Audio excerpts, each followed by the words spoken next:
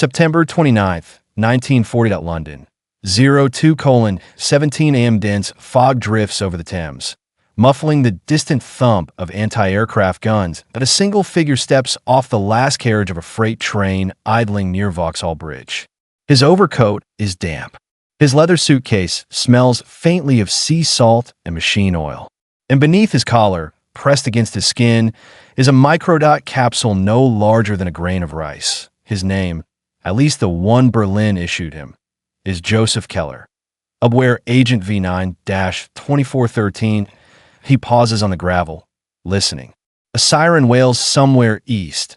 Fire crews racing toward burning warehouses in Bermondsey. The Luftwaffe's night raid has ended only an hour earlier. London is awake, wounded, trembling.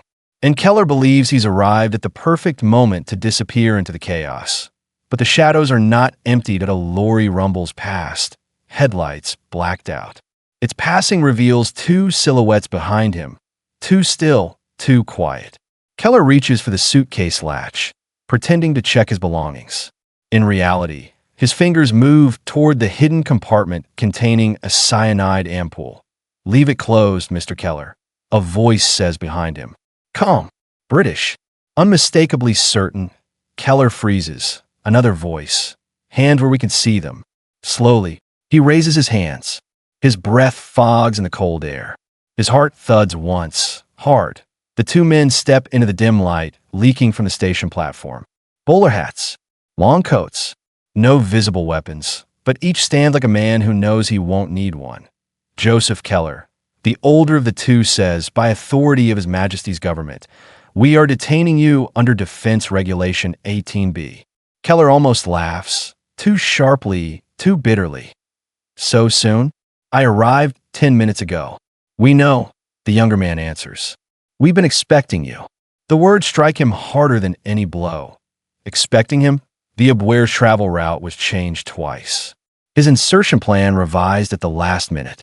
His cover identity, a Czech refugee, prepared with meticulous care. No one outside Hamburg headquarters should have known he was coming. Unless someone in Berlin had talked or someone in Britain had listened, they guide him toward an unmarked Austin 10 waiting along the curb.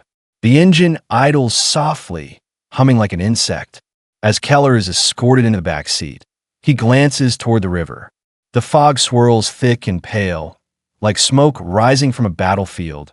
He tells himself the British are bluffing, that they intercepted a radio burst or captured another agent who revealed too much.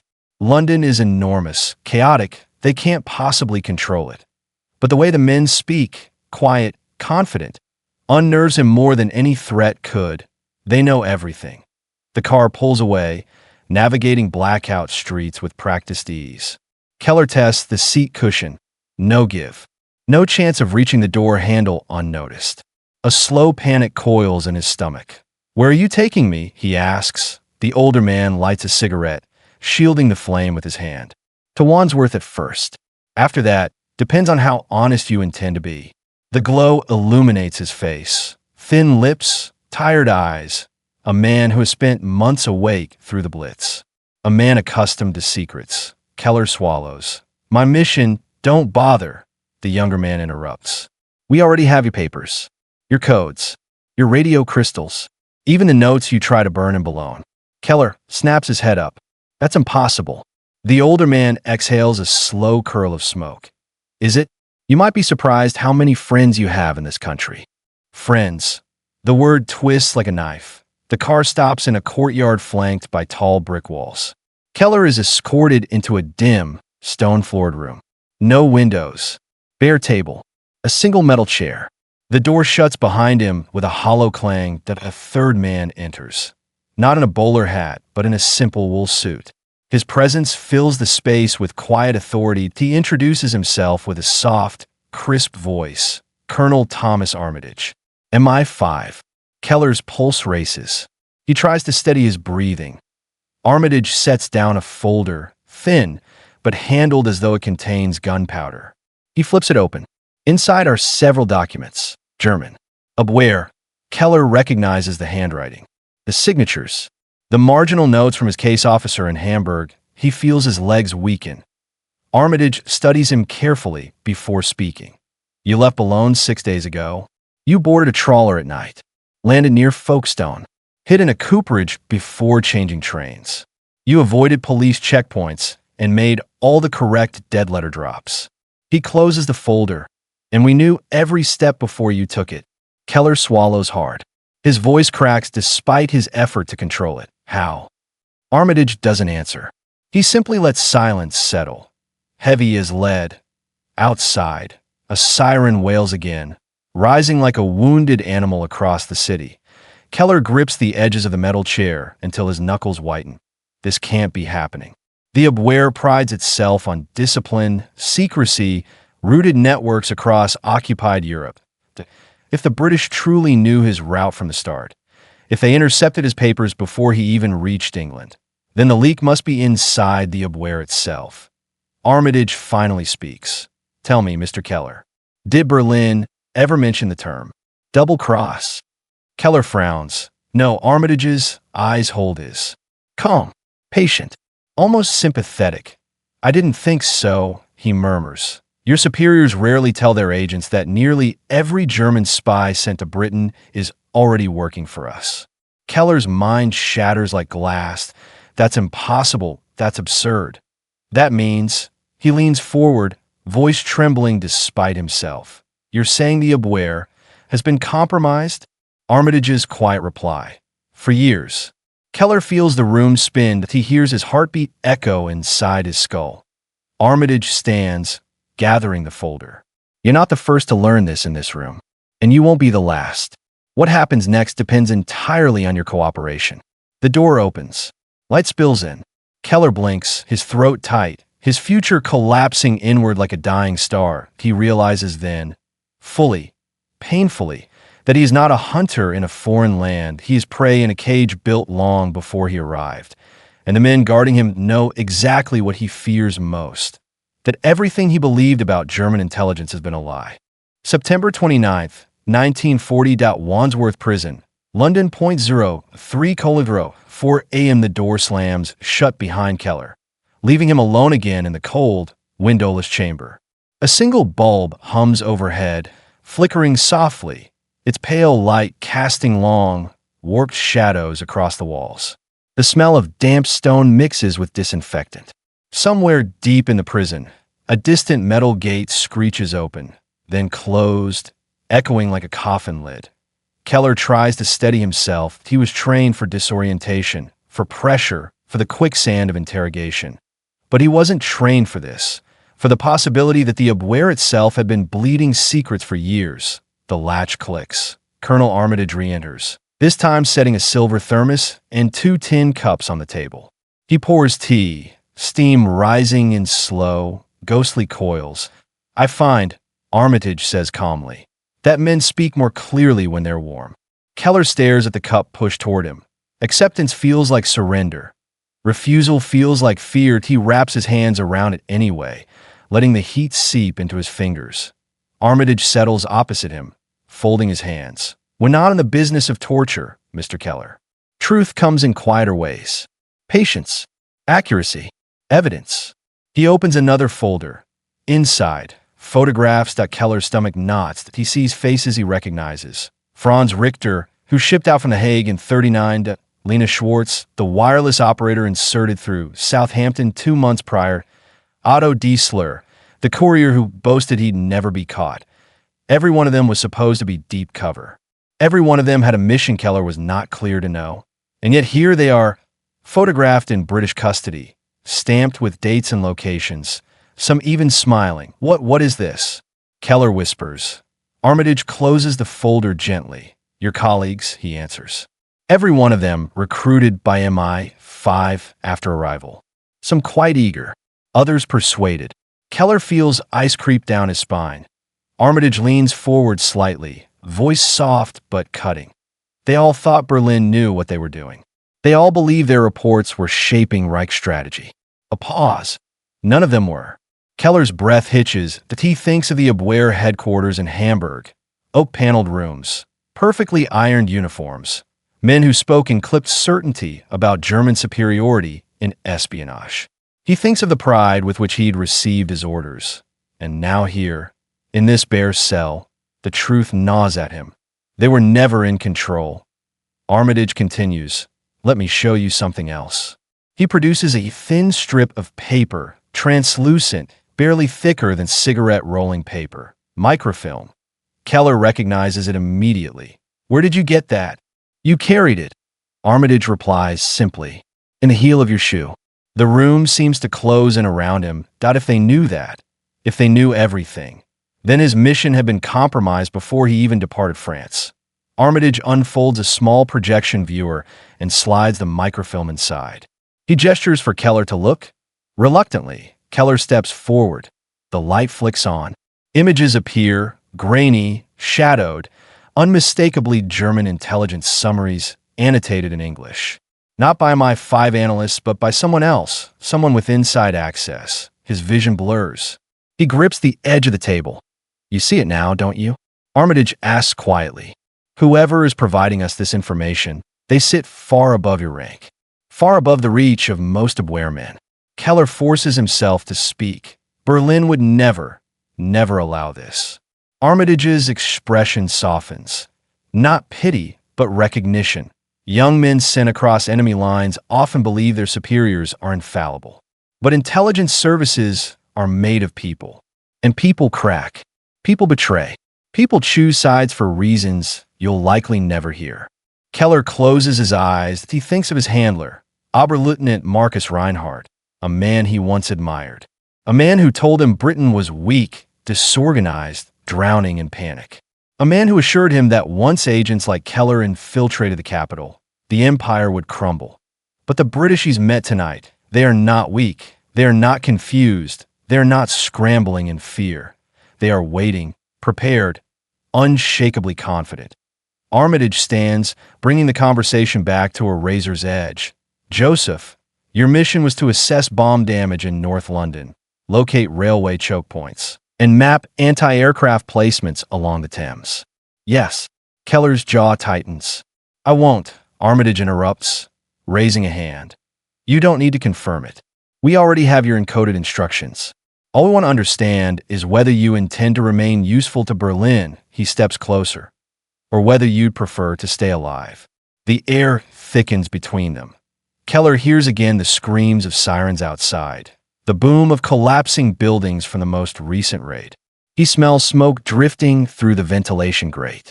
He feels the cold reality of the chair beneath him, and he realizes something terrifying. The British don't just know his mission, they know his choices. They know his future. Armitage turns toward the door, pausing with his hand on the frame. "We will speak again in the morning. You should rest. You will need clarity for the decisions ahead." The door closes. Keller sits alone, staring at the empty cup, the cold stone walls, the fragments of a shattered certainty.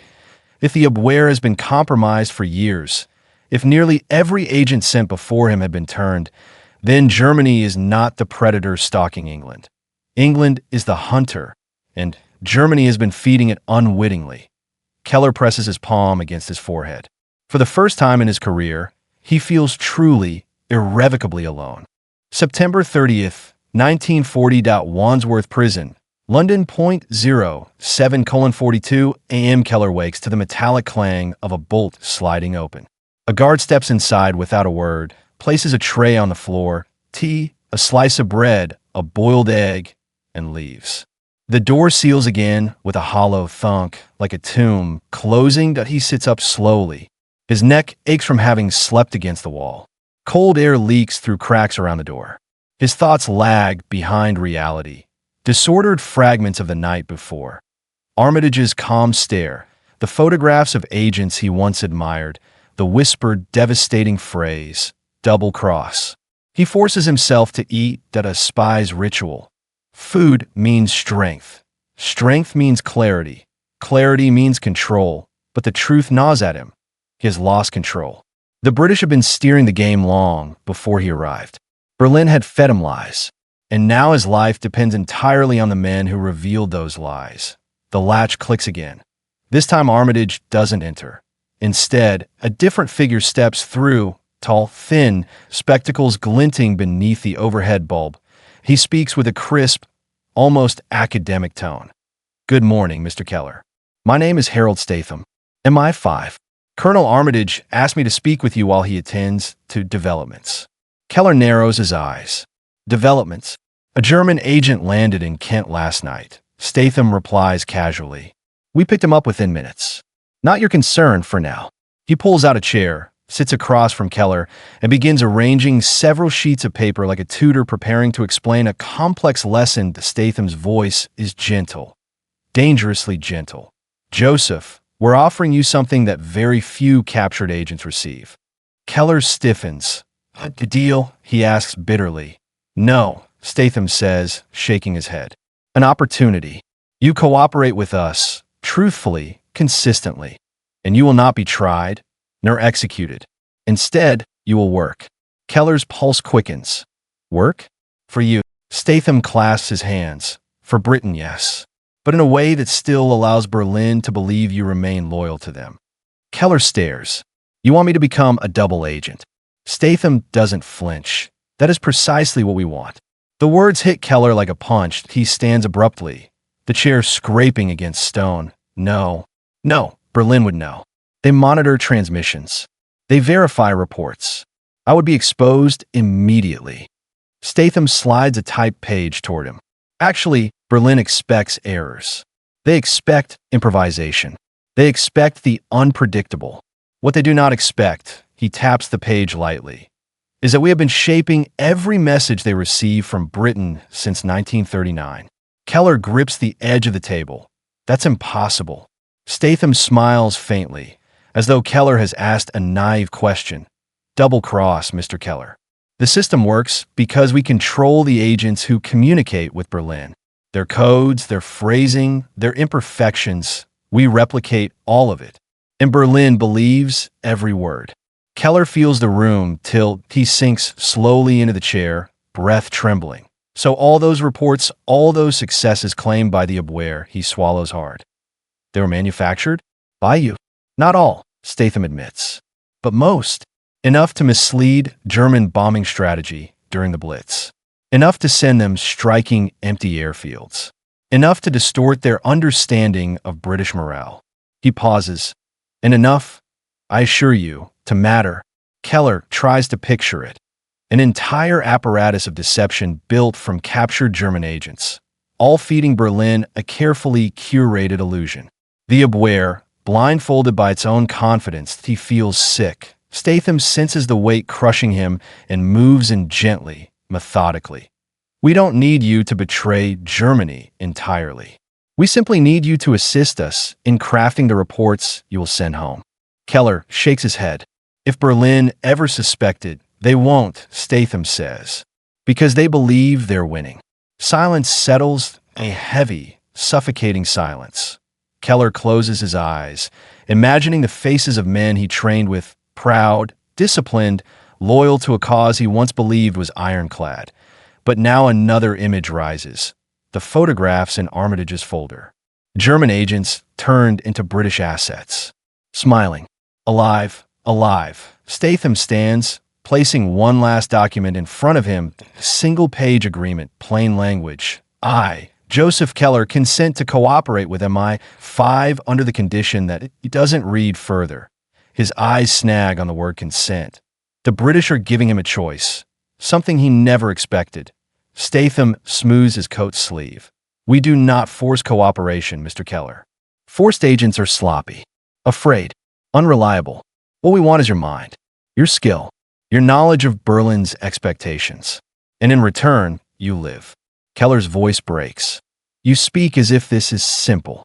It isn't simple, Statham agrees. It is survival. For you. And perhaps, in a strange way, for Germany too. One day the war will end, and men like you will want to return home alive. Keller lowers his gaze, staring at the document. His hands tremble. His breath grows unsteady. He hears Berlin's voice in his head.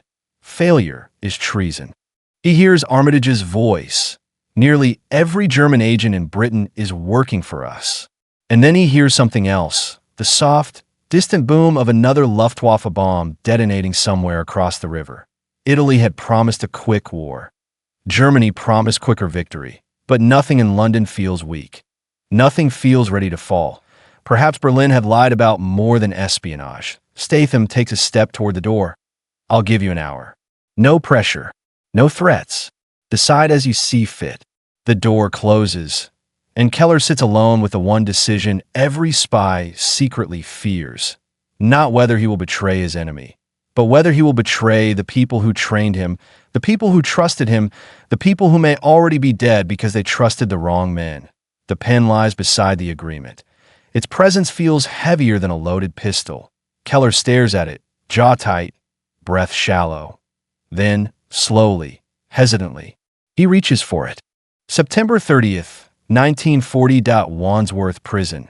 Interrogation Annex 08:56. The pen hovers over the paper. Keller's hand trembles. Not from fear, but from the weight of a choice that fractures his life cleanly into a before and an after. Before, belief in the Abwehr, in discipline, in a Germany that prized cunning. After, a world upended by the quiet voices of MI5 men who knew his secrets before he stepped on a British soil. The ink glistens that a single stroke will define his allegiance. For now, perhaps. Forever. He sets the pen down sharply, exhaling through his teeth. Not yet. He stands and begins pacing the cell, boots clicking against cold stone. He counts each step, an old habit used to maintain focus under duress. 8 paces to the door, 7.5 to the far wall, 6 when taking diagonal strides. He rehearses 3 outcomes. Option A, refuse, hold to loyalty, die with honor. Except, honor means nothing if the Abwehr never trusted him to begin with. Option B, sign, cooperate, live, but at the cost of becoming a pawn in a 4 nations game. Option C, stall, extract information, seek opportunity for escape.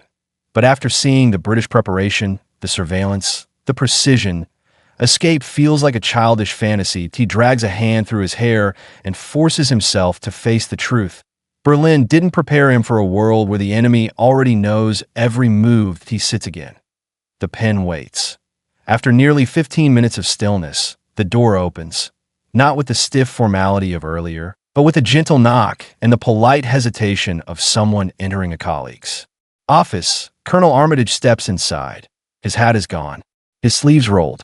He looks more like a weary professor than the man who could decide Keller's fate with a sentence. May I? He asks, motioning to the opposite chair. Keller nods weakly. Armitage sits, folding his hands. You've had time to think. Keller forces a thin smile. Time hasn't made the decision any easier. It rarely does, Armitage replies gently. Silence envelopes the room again, thick, heavy, made heavier by the shriek of an air raid siren echoing faintly outside. The war feels close, as if London itself breathes against the prison walls. Armitage watches Keller carefully. We're not asking you to become someone else, Joseph. We're asking you to survive. Keller's eyes flicker. You speak as if survival is noble. It is, Armitage says without hesitation. Nobler than dying for men who send you into traps they already know exist. Keller's voice sharpens. You think the Abwehr betrayed me. I know they did. Keller grips the edge of the table. And if I sign, what becomes of me? A prisoner in a nicer cage? A puppet? Armitage shakes his head. You become essential. The word hangs in the air. Essential. Not expendable. Not forgotten. Not abandoned. Let me show you something. Armitage murmurs. He reaches into his coat and produces a small envelope, plain, unmarked. He places it on the table and slides it across. Keller hesitates, then opens it. Inside is a single sheet of thin onion skin paper, the type used in German field offices, but the handwriting, he recognizes it instantly. Reinhardt, his own handler, his mentor, the man who trained him. It's a routine memo, dated 2 months earlier, an update on standard infiltration protocol for British operations. But stamped on the bottom corner is a symbol Keller has never seen before. A small circle with a diagonal slash through it. Armitage speaks quietly. We've intercepted dozens of these. Classified memos, training summaries, Updates from the highest Abwehr divisions, all marked with that same symbol. Keller stares at the circle. What does it mean? Armitage answers softly. It means your agency has been infiltrated at a level far above you. Perhaps above Reinhardt himself. Keller's grip tightens around the paper. Rage, betrayal, disbelief. Each emotion slices through him like shrapnel. You're saying, Keller whispers, that Berlin has been feeding you this information intentionally? Armitage nods once. A small, grim nod. Yes. Someone in the Abwehr is working for us, or for themselves. We don't know who, but they've spoon-fed Britain details on insertions, operational procedures, even radio protocols. Keller feels small, smaller than he's ever felt. Everything he believed in, everything he trained for, was built on a foundation already rotting. Armitage leans forward, his voice steady. For all you know, Joseph, your handler sent you here expecting you'd be captured. You may not be a failure. You may be, he pauses, a sacrifice.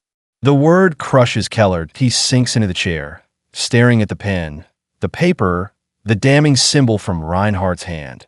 Sacrifice, that a piece moved across a chessboard without warning, without value, without meaning. That he whispers, why me? Why any of us? Armitage sighs, because war turns men into tools, and tools break. But you're not broken yet. You can choose another path. Keller closes his eyes. The room is silent except for the distant hum of bombers returning across the channel. When he opens them again, his hand is no longer trembling. He picks up the pen. Armitage doesn't smile, doesn't speak, doesn't move. Keller lowers the tip to the paper and signs his name, 2 words, a lifetime of consequences. Joseph Keller. Armitage exhales softly, a relief not of victory, but of recognition. Good, he murmurs. Then your work begins immediately. Keller looks up. What happens now? Armitage stands. You enter a new world, the one behind Britain's greatest deception. We call it the 20 Committee. He pauses, then adds, the double-cross system. Keller swallows hard. The door opens. Light spills into a future he never imagined waits on the other side. And for the first time since arriving in London, Keller steps forward. Not as an enemy, not as a prisoner, but as a piece in a larger, more intricate war than he ever understood. September 30th, 1940. Lawton House. MI5 Covert Facility. Surrey. 14:12 p.m. Rain lashes against the windows as Joseph Keller is escorted through a long corridor lined with dark wooden panels and humming telephone junction boxes. The building, once a quiet country estate, now thrums with the nervous energy of wartime intelligence. Typewriters chatter behind closed doors. Telegraph keys tap like insects against glass. Muted voices argue over priority signals. Keller walks between 2 guards, his steps measured, his mind struggling to catch up with the velocity of his new fate. Moments ago, he was a captured German spy. Now he is something infinitely more dangerous. A German spy controlled by Britain. The door at the end of the hallway opens to reveal Colonel Armitage, sleeves still rolled, eyes alert. He gestures Keller inside. The room is larger than any Keller has seen in Britain so far. Its center dominated by a sprawling table covered with maps of England, pins marking railway junctions, factory yards, anti-aircraft emplacements, and Luftwaffe bombing sites. That a large chalkboard stands near the far wall, filled with coded phrases. Tripod/pigeon/lucid/gray goose. Each crossed out and replaced with new ones. That a thin, wiry man with sharp features and a faint mustache stands beside the board, holding a clipboard. His voice carries a crisp, precise cadence. This must be Keller, he says. Good. We begin immediately. Armitage gestures between them. Joseph, this is Captain Reginald Haversham, communications specialist. He will supervise your transmissions to Berlin. Haversham pulls a pair of spectacles from his pocket, slides them on, and opens the clipboard. Let's get to work, shall we? Keller's pulse quickens. This soon? Armitage answers firmly. Berlin expects your first report within 48 hours. We send it early to establish your reliability. Haversham taps the map with a pencil. You were instructed to report on bomb damage across 3 districts of North London. So we'll fabricate damage that appears genuine but doesn't reveal any of our operational weaknesses. Keller exhales slowly. This is it. The first lie he will send home, but a lie that Berlin will read as truth. Haversham slides a blank message sheet across the table. Write in your own handwriting, in your own phrasing. Berlin will examine the microstructure of your script. They know your style. Keller nods shakily and sits. His hands hover over the paper, a blank battlefield.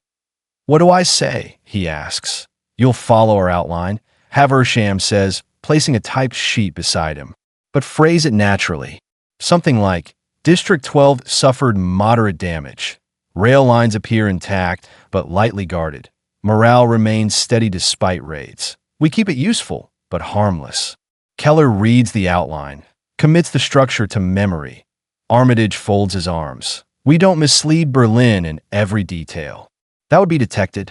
The art of double cross is subtlety, feeding the truth slowly, wrapped in fragments of fiction.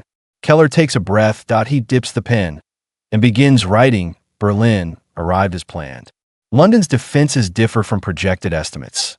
His script flows more easily than he expected. Years of training reduce his anxiety to a clinical tension. He chooses careful adjectives, notes plausible observations, adds a touch of concern where Berlin would expect a point 3 minutes later. He sets the pen down.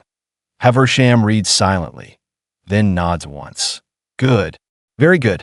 Keller exhales. Armitage steps forward. This message will be transmitted tonight. We use your own cipher. No alterations.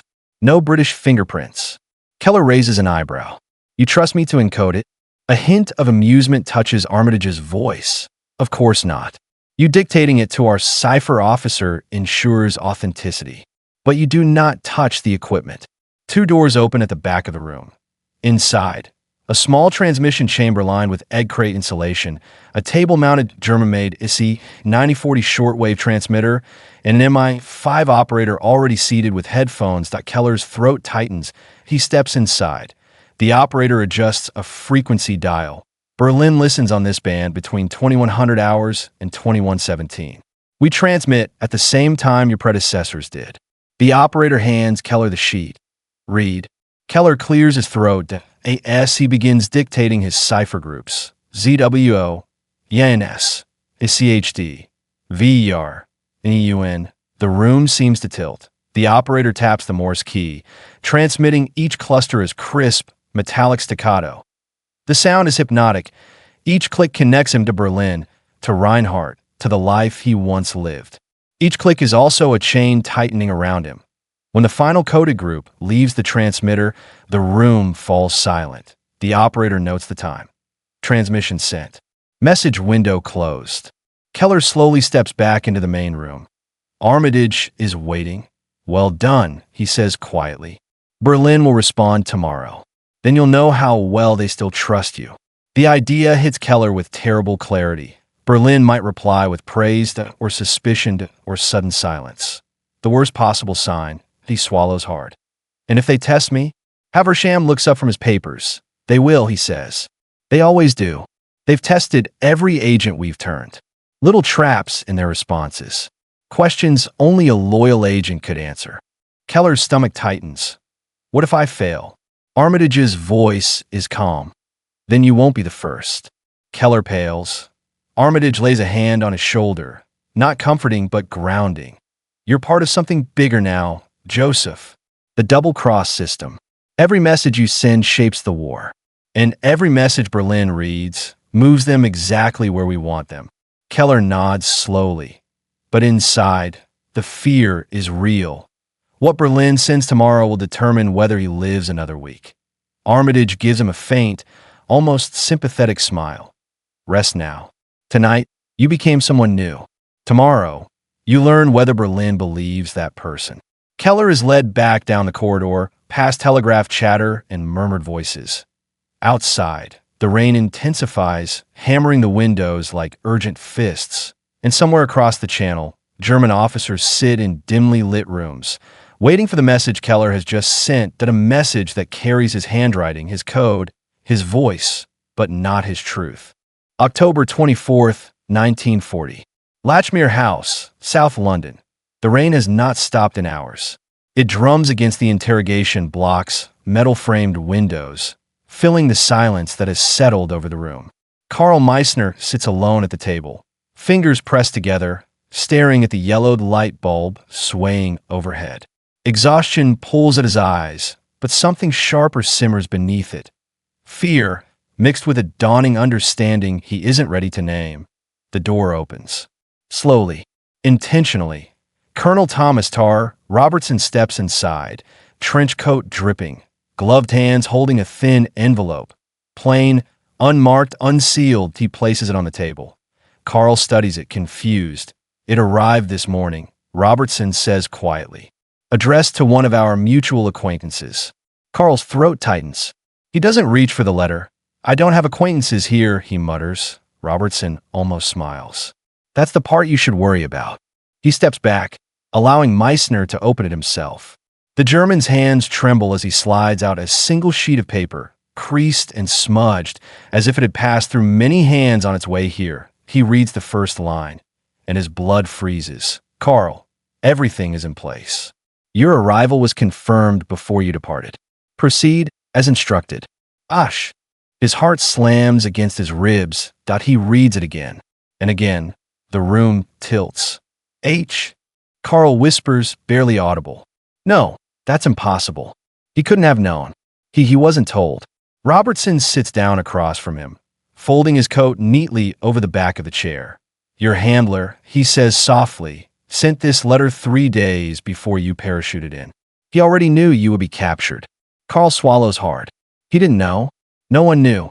My deployment was sealed. It was sealed. You aren't listening. Robertson leans forward, elbows on the table. Your Abwehr channels are compromised. Entirely. Utterly. You were expected. You were monitored. You were intercepted before you ever hit the ground outside Sunderland. Karl grips the sheet, knuckles whitening, the paper crumpling in his fist. His voice cracks.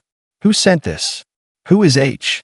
Robertson answers with the kind of calm that cuts deeper than shouting. H is one of your own. One of several. Silence. The rain outside grows heavier, almost drowning out Meissner's ragged breathing. He stares again at the ink. H's handwriting unmistakable, the familiar slanted strokes that Karl had seen on dozens of briefing memos in Hamburg. He whispers, but why send this to you? We didn't intercept it, Robertson replies. He sent it to us. Voluntarily. The words hit Karl harder than any blow that he feels the room closing in. The walls feel closer. The air thinner. The realization that has been tapping at the edge of his mind finally forces its way in. The Abwehr had been feeding him I-5, not the other way around. Robertson continues, voice low, factual, merciless. You are not the first agent we captured this year. You are not even the first this month. Meissner lifts his head, eyes wide with horror. We have all of them, Karl. Every last one. And they're riding to Berlin as if nothing is wrong. Karl clutches the edge of the table. Impossible. It's already happened. Robertson stands, adjusting his coat. We call it the double-cross system, he says. And I assure you, you're already part of it. He walks toward the door, but pauses with his hand on the knob. You should start thinking very carefully, he says without turning around, about which side still needs you alive. The door shuts. Karl is alone again. And for the first time since he arrived in Britain, he is not thinking about escape, or even survival. He is thinking about the horrifying possibility that his entire service, every mission he believed in, every risk he took, every whisper he memorized, had been orchestrated, monitored, and manipulated by the very enemy he was trained to deceive. The letter sits on the table. A sentence echoes in his head. Your arrival was confirmed before you departed.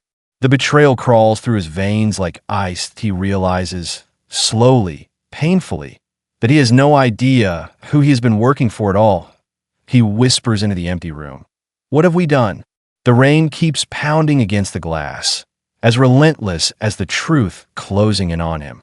October 25th, 1940. Latchmere House. Interrogation wing. 5:12 hours. The corridors hum with the low vibration of early morning boilers, the pipes clanking awake in the walls. The air smells of damp stone and yesterday's cigarette smoke, a scent that lingers in a place where sleep is optional and truth is currency. Carl Meissner hasn't slept. He sits upright in his cot, back pressed to the cold wall, staring into the darkness with eyes that refuse to blink. The letter lies on the floor, exactly where it fell when his fingers finally lost their strength in the early hours a guard's footsteps approach. Not hurried, not heavy, a measured, practiced rhythm. The door unlocks with a metallic snap Carl now recognizes as the beginning of another reckoning. Captain Edward Hale, the quiet one, the listener, steps inside with a metal tray. Porridge, cold toast, black tea. Hale sets it down and waits. He never speaks first. Carl doesn't touch the tray, he whispers instead. How long? Hale raises an eyebrow. How long what? Carl's voice is hoarse. How long have you controlled them? Not just the agents here. The entire network. Hale folds his hands behind his back. That's something Colonel Robertson will discuss with you. No, Carl shakes his head, frustration spilling out. I need to know. I need, his breath shudders. I need to understand how I was sent here to die. Hale studies him for a long moment, then speaks softly with a tone that almost sounds sympathetic. You weren't sent here to die, Meissner. He pauses. You were sent here because your people thought you already were. Carl flinches. What does that mean? Hale walks to the far corner, leaning against the radiator. They send agents who are expendable, or whose usefulness has diminished. They send men who ask too many questions, men who notice things they shouldn't, men who are, shall we say, inconvenient. Carl's jaw tightens. That isn't true. Hale meets his eyes with a look that offers no comfort, only reality. Then explain the letter. Carl has no answer. His breath grows shallow. His fingers curl in a fist so tight his nails cut his palms. Hale continues. You weren't told your drop zone had been compromised. You weren't told that one of your courier routes was burned months ago. You weren't told that two of your fellow agents, who trained beside you, were already in our custody by the time you boarded that submarine. Carl forces himself to stand. That's not possible, he says, each word trembling with denial he no longer believes. The Abwehr would never send an agent on a mission they knew was compromised. Hale steps forward, lowering his voice, unless they needed someone to take the fall. That hits harder than truth. Carl's legs weaken. He steadies himself on the cot frame, vision blurring with rising panic. Hale gestures gently, sit. Carl does. The captain retrieves a folder from the table, thin, but heavy with implication. He opens it to reveal a photograph. A young man in civilian clothes, standing beside a bicycle, smiling at the camera. Carl's breath catches. Dietrich. Hale nods. Captured July 12th. He talked within 48 hours. He wrote letters home, which we screened. He sent messages to Hamburg, under our supervision. And he told us everything he knew about his training group. Carl stares at the photograph, his mind twisting. Dietrich, the bright-eyed, disciplined, sarcastic Dietrich, who joked about English weather and vowed he'd never be caught. Carl's voice cracks. He's alive. Very much so, Hale replies. He's made himself quite useful. Carl closes his eyes.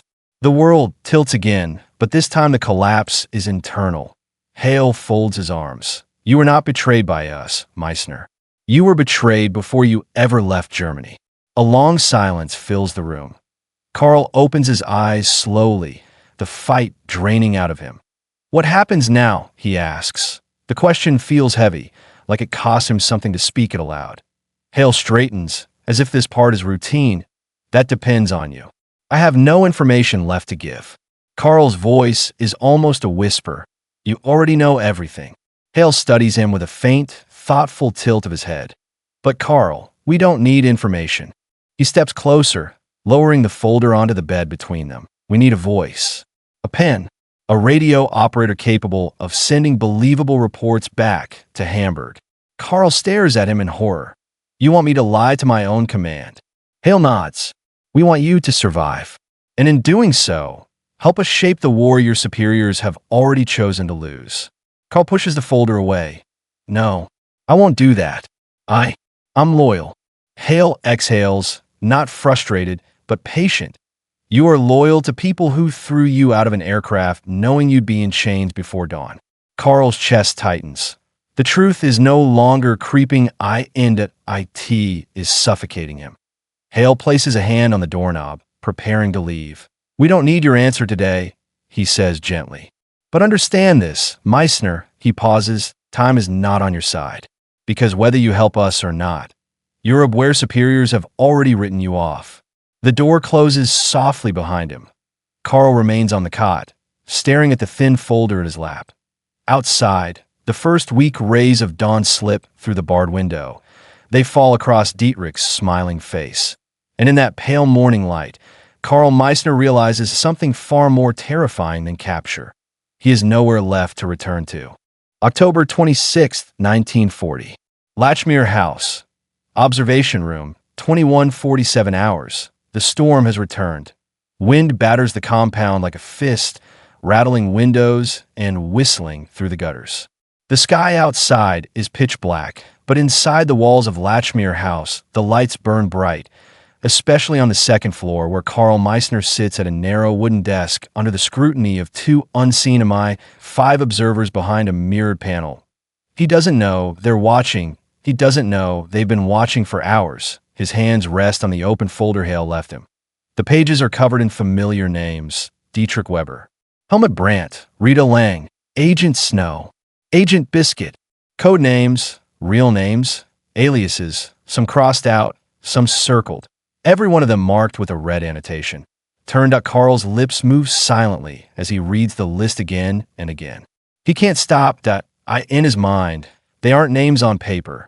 They're the faces he trained beside, drank with, laughed with. Men and women who swore an oath to a war effort they believed was righteous, efficient, unstoppable. But now he sees the margin notes.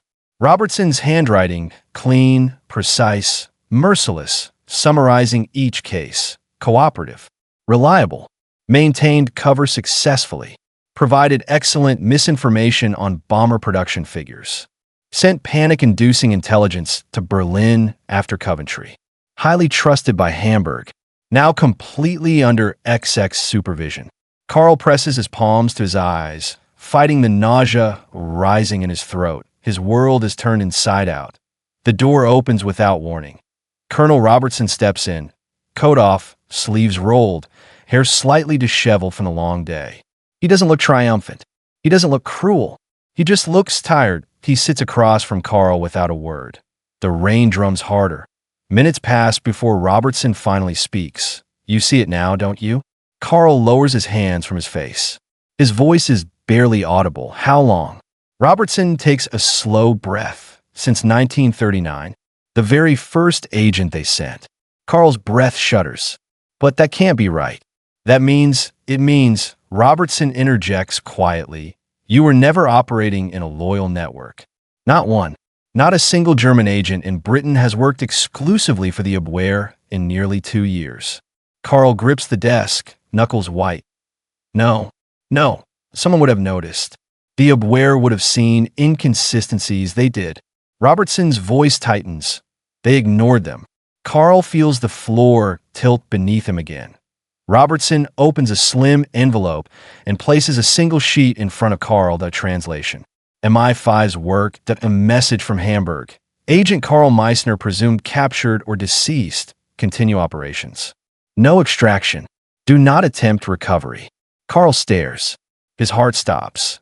Robertson speaks softly, almost with pity. They wrote you off the moment you left the U-boat. Carl's throat closes. Why?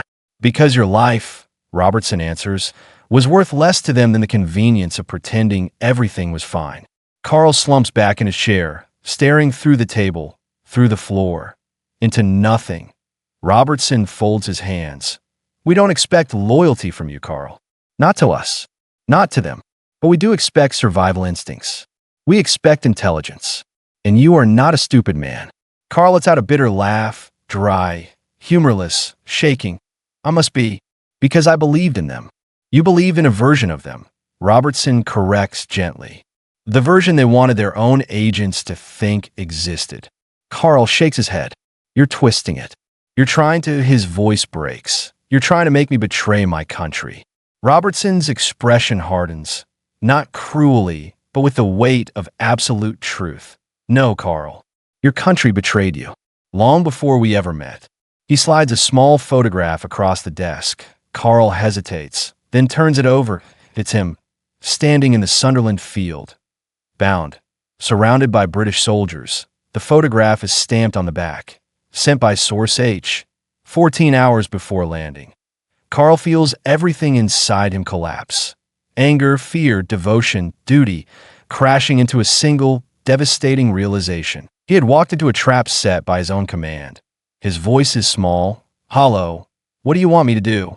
Robertson leans back, relief flickering across his face, but only briefly. "We want you to write." Carl blinks. "Write what?" "Misinformation," Robertson replies. "Believable enough to keep Hamburg satisfied. Precise enough to steer their decisions. Harmless enough to protect British operations." He pauses, then adds, "And true enough that you don't feel like you're inventing fairy tales. We want her voice, Carl. Your signature. Your normal style. Only redirected." Carl closes his eyes. He sees the faces of his trainers, his superiors, his fellow agents. He sees Dietrich smiling in that photograph. He sees the stamped word. Turned, he swallows hard. What happens if I refuse? Robertson doesn't threaten him, that he doesn't need to. His answer is simple, quiet, and final. You disappear, Carl, and Hamburg will never even know you're gone. Thunder cracks outside. Carl opens his eyes, not filled with defiance anymore, but something closer to resignation and a tiny spark of survival. He nods once. "Bring me the radio logs," he whispers. "All right." Robertson stands, gathering the folder. "We'll begin at dawn." He leaves the room. Carl remains alone, listening to the storm, feeling like a man reborn into a life he never imagined and never wanted, but alive for now. October 27th, 1940. Latchmere House, radio room, 6:03 hours. The storm has passed, leaving the ground soaked and gleaming under a weak, gray dawn. Fog clings low to the garden outside, swirling in ghost-like tendrils against the stone walls. Inside, however, the building is already awake, doors opening, boots moving, papers shuffling in the brisk rhythm of wartime urgency. Carl Meissner stands in the doorway of the radio room, shoulders tense, eyes adjusting to the dim glow of red-shaded lamps. The space is smaller than he expected, just a single table, the radio set perched on it like some silent, waiting predator. Vacuum tubes hum faintly. The smell of hot metal fills the air. Of a British sergeant, telegraph expert, expression unreadable, adjusts the dials with delicate precision. Colonel Robertson enters behind Carl and closes the door with a quiet thud. He gestures toward the chair. Carl doesn't move. His breath trembles. This isn't how it works," he says softly. "A transmission like this, it has to be coded. Cipher groups, verification protocols." Robertson nods. "We're aware. And we have your key book." He places the small black booklet on the table. Carl stares at it, as if it's a piece of his soul laid bare. "We recovered it from your drop site," Robertson says. Untouched. Carl's heart stings at the thought of it lying in wet grass, abandoned like everything else the Abwehr had thrown away. Robertson pulls up a chair beside him. "No tricks, Carl. Not here. Not now. You'll write exactly what you would have written, only revised to our specifications." He places a blank sheet of paper in front of him. Carl sits slowly, as though his body weighs twice what it did yesterday. The British sergeant steps back from the radio set, hands clasped behind him, waiting. Carl touches the pencil, but it's the first time he's held one since his capture. His hand shakes. Robertson speaks gently. "Begin with your situational code phrase." Carl nods. His voice is thin. "Kanzlerin bestätigt." He writes it. Chancellor Green confirmed. A phrase that means mission ongoing. Agent alive. His chest tightens. The lie feels like glass in his throat, but he keeps writing. Robertson watches in silence. Carl continues. Landed successfully. Initial contact made. Operating without suspicion. Request further tasks. He pauses. The sergeant says nothing. Robertson says nothing. Only the soft hum of the set fills the room. Carl glances at the colonel. You want me to send this? He asks, a bitter edge in his voice. This will encourage them. They'll think their network is working. Robertson nods. That's the point. We want them confident. We want them comfortable. Carl exhales shakily. And when they ask for reconnaissance? For details on factories? Airfields? Troop movements? Robertson folds his hands. Then you give them what we tell you. Enough to satisfy. Never enough to matter. Carl stares at him. And you think I can do that? Pretend to serve them? Pretend none of this is happening. Robertson's tone softens. I think you survive because you're adaptable, Carl. And I think you want to stay alive. Carl flinches at the truth laid bare. He turns back to the paper, adding the final line. Awaiting further instructions, Carl Meissner, Agent Hilfswerk. He signs it with his real code, named IT feels wrong, yet hauntingly right. Robertson inspects the draft, nods once, then hands it to the sergeant. Transmit. The sergeant sits, fingers flying across the Morse key. The message crackles into the ether, carried through coils, wires, and the cold October air toward a receiver in Hamburg, or perhaps intercepted by someone he once trusted. Carl closes his eyes as each dot and dash leaves the room. IT sounds like a funeral drum. When the transmission ends, the sergeant stands. Done, sir. Robertson dismisses him. Carl and the colonel are alone now. Carl whispers, It's the first time I've lied to them. Robertson shakes his head. No, it's the first time you've lied back. Carl opens his eyes, stung by the implication. The colonel sits beside him again, speaking quietly but firmly. You're not our prisoner anymore, Meissner. Not exactly. You're an asset. A dangerous one, because you understand they're thinking better than any man we've turned so far. Carl says nothing. Robertson continues. Hamburg will respond within a day. Maybe sooner. When they do, we'll move you to a safer location. A new identity. New quarters. Carl looks up sharply. You mean? I won't stay here. Robertson almost smiles. No one stays in Latchmere House longer than necessary. It's not designed for comfort. Carl looks around the cramped room, feeling a weight lifting very slightly. Robertson stands, retrieving the folder Carl had reviewed yesterday. You did well, he says quietly. I won't say you're free. But you're not doomed anymore. The colonel leaves. Carl remains at the desk, staring at the silent radio, feeling the impossible contradiction coursing through him. He is alive because he has joined the very enemy he was sent to deceive. He is valuable because he has become the one thing his handlers never expected, a German agent who sees both sides with equal clarity. The fog outside begins to lift. Inside, however, Carl Meissner feels shadows spreading across everything he once believed, swallowing certainty, faith, and identity until nothing remains but the instinct to survive that he whispers to himself. What have I become? The radio, lifeless and cold, gives no answer. October 28th, 1940. Latchmere House, radio room, for 19 hours. The building is quiet at this hour. Too quiet. The rain has stopped. The sky outside is still cold dark, the earliest hint of dawn hidden somewhere behind heavy, unmoving clouds. The air carries that cold, metallic stillness unique to the moments before sunrise, when the world holds its breath. Carl Meissner sits alone at the radio desk. He did not sleep. He could not out. He spent the night pacing his cell, then sitting on a narrow bed, then standing again, waiting for the moment when Hamburg would decide his fate with a few measured bursts of Morse. Every passing hour stretched like wire pulled taut. By 3 o'clock, he felt sick with anticipation.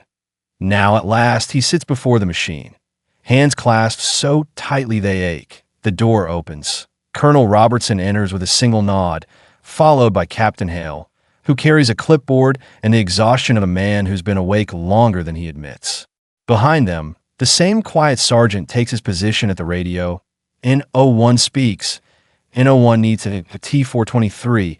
The receiver crackles a burst of static. Then another. Then, clean, sharp Morse. The sergeant's fingers dance over the decoding sheet. Carl feels his pulse hammering. Robertson watches him instead of the radio, reading the German's face for clues before the message is even finished. The sergeant stops writing. "We have it, sir." Hale steps forward, takes the paper, reads it once, and exhales slowly as he hands it to Robertson. Carl's stomach knots. Robertson reads silently, jaw tightening, though not in anger. More in calculation, he turns the paper toward Carl.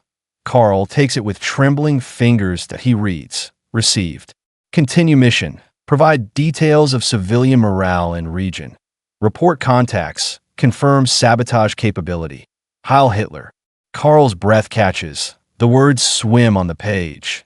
They believed him. They accepted the transmission with no hesitation, no skepticism, no verification challenge, no emergency counter code, and no concern and no interest in his safety. They asked only for data.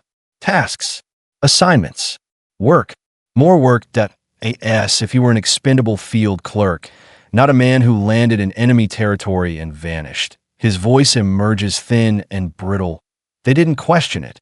"No," Robertson replies. "They didn't ask for proof of life," Carl whispers. "No, we didn't even reference my silence before." No, something inside Carl, some last little thread of loyalty wound tight inside his chest, finally snaps. He doesn't shout, he doesn't curse. He simply whispers, "They don't care if I'm alive." Robertson answers with the gentleness of a man who has seen this moment many times before. "They never did." Carl grips the paper, knuckles whitening, the thin page crumpling under his fingers. He reads the message again. Civilian morale. Contacts, sabotage capability. Not a single word about him. Not one line acknowledging risk, danger, difficulty, survival. Just tasks, if you were a cog in a machine they never planned to maintain. His eyes burn, not with tears, but with humiliation. He hears himself say, almost to himself, "This is confirmation." Of what? Hale asks quietly. Carl's eyes lift, hollow and furious. That the Abwehr is blind. A silence settles. Heavy, electric. Robertson slowly nods. Blind and compromised. Carl feels cold spreading through him, from his fingers up his arms and into his chest. For the first time since arriving in Britain, he is not afraid of MI5, he is afraid of the truth. His own service has been rotting from the inside for years, and he never saw it. Robertson takes the chair beside him. "Hamburg expects your next report tomorrow," the colonel says. "We'll help you craft it. Nothing dangerous, nothing harmful, something innocuous but believable. Civilian gossip, rumors, weather patterns." Carl says nothing. Hale steps forward. "You'll also receive improved accommodations. A safe house, food, papers, clothing. You'll work under supervision, but you'll have more freedom than you do here." Still, Carl says nothing. Robertson watches him, reading the turmoil on his face, the shock, the shame, the reluctant understanding. Finally, the colonel speaks softly. "Carl, you are not the first man to learn that his superiors abandoned him. But you are one of the few who lived long enough to choose what comes next." The words hit deeper than any interrogation. Carl slowly lowers the paper onto the desk. In a thin, steady voice, he says, "What do you want me to write?" Robertson doesn't smile, he simply nods. The choice has been made. The sergeant steps back to the radio. Hale begins drafting instructions. Robertson places a fresh sheet in front of Carl. But Carl does not reach for the pencil yet. Instead, staring at the machine that now ties him to an empire of lies, he says something no one expects. "After this war, if I survive it, I won't return to them." Robertson answers, "Most of our double agents said the same." Carl exhales slowly, his breath shaky but resolute. The pencil touches the page. This time, the lie comes easier. October 29th, 1940. London. Safe house. Nightfall. The city is quiet now. The distant rumble of anti-aircraft fire replaced by the occasional echo of a tram clattering across wet tracks. Carl Meissner sits alone in a dimly lit room, a single lamp casting elongated shadows across the walls. The safe house is modest. A narrow bedroom, a fold-out desk, and a cot. But compared to the interrogation cell he occupied days before, it feels almost luxurious. He unfolds the fresh sheet of paper in front of him. the ink pen trembling slightly in his hand. Outside, the city seems unaware that its fate, in part, rides on the next few messages he is about to send. The reality settles over him like a frost. He is no longer a soldier, no longer a spy for Berlin in the traditional sense. He is something far more dangerous and far more fragile, a man walking the knife's edge between life and death, between loyalty and survival. Captain Hale, now part of small MI5 team, leans over the table. Your next transmission is simple, he says, his voice low. Mention local morale, factory output, transport schedules. All mundane, all harmless, but credible enough that Berlin will trust it. Karl nods slowly. His mind races. Each line he writes must appear authentic. Each coded group he dictates must echo the voice they believe is still in their employ. And every word he sends reinforces a deception that may determine the course of the war. He dips his pen and begins writing. Reports from the East districts indicate morale is steady. Civilians adjust to blackout measures. Public transport running smoothly, though minor disruptions noted. No unusual military activity observed. He pauses. Each sentence is like walking across a frozen lake. One misstep, one untruth too obvious, and he could fall into the abyss of suspicion, exposure, and death. Your handwriting is perfect, Hale says softly, almost as if speaking will ground Karl's nerves. Berlin will recognize it instantly. Karl doesn't respond. His eyes remain locked on the text. Finally, he signs it. Karl Meissner, Agent Hilfswerk. Hale takes the sheet and encodes it. The familiar metallic taps of the Morse key fill the room. Each dot and dash a lifeline. Each pause a heartbeat that Karl can feel in his chest. When the transmission ends, the room is silent except for the faint whir of the radio, set cooling. Karl exhales. For a moment, he allows himself to feel relief, but it is fleeting, because he knows that as soon as Berlin receives the message, their machinery will grind forward. Orders will be issued, expectations will rise, and his life will be bound tighter to the world he once thought was his enemy. But he looks at Hale. Every message I send, every word, it's not just survival. It's shaping what they think, what they do. How far can this go? Hale meets his gaze. As far as it needs to go.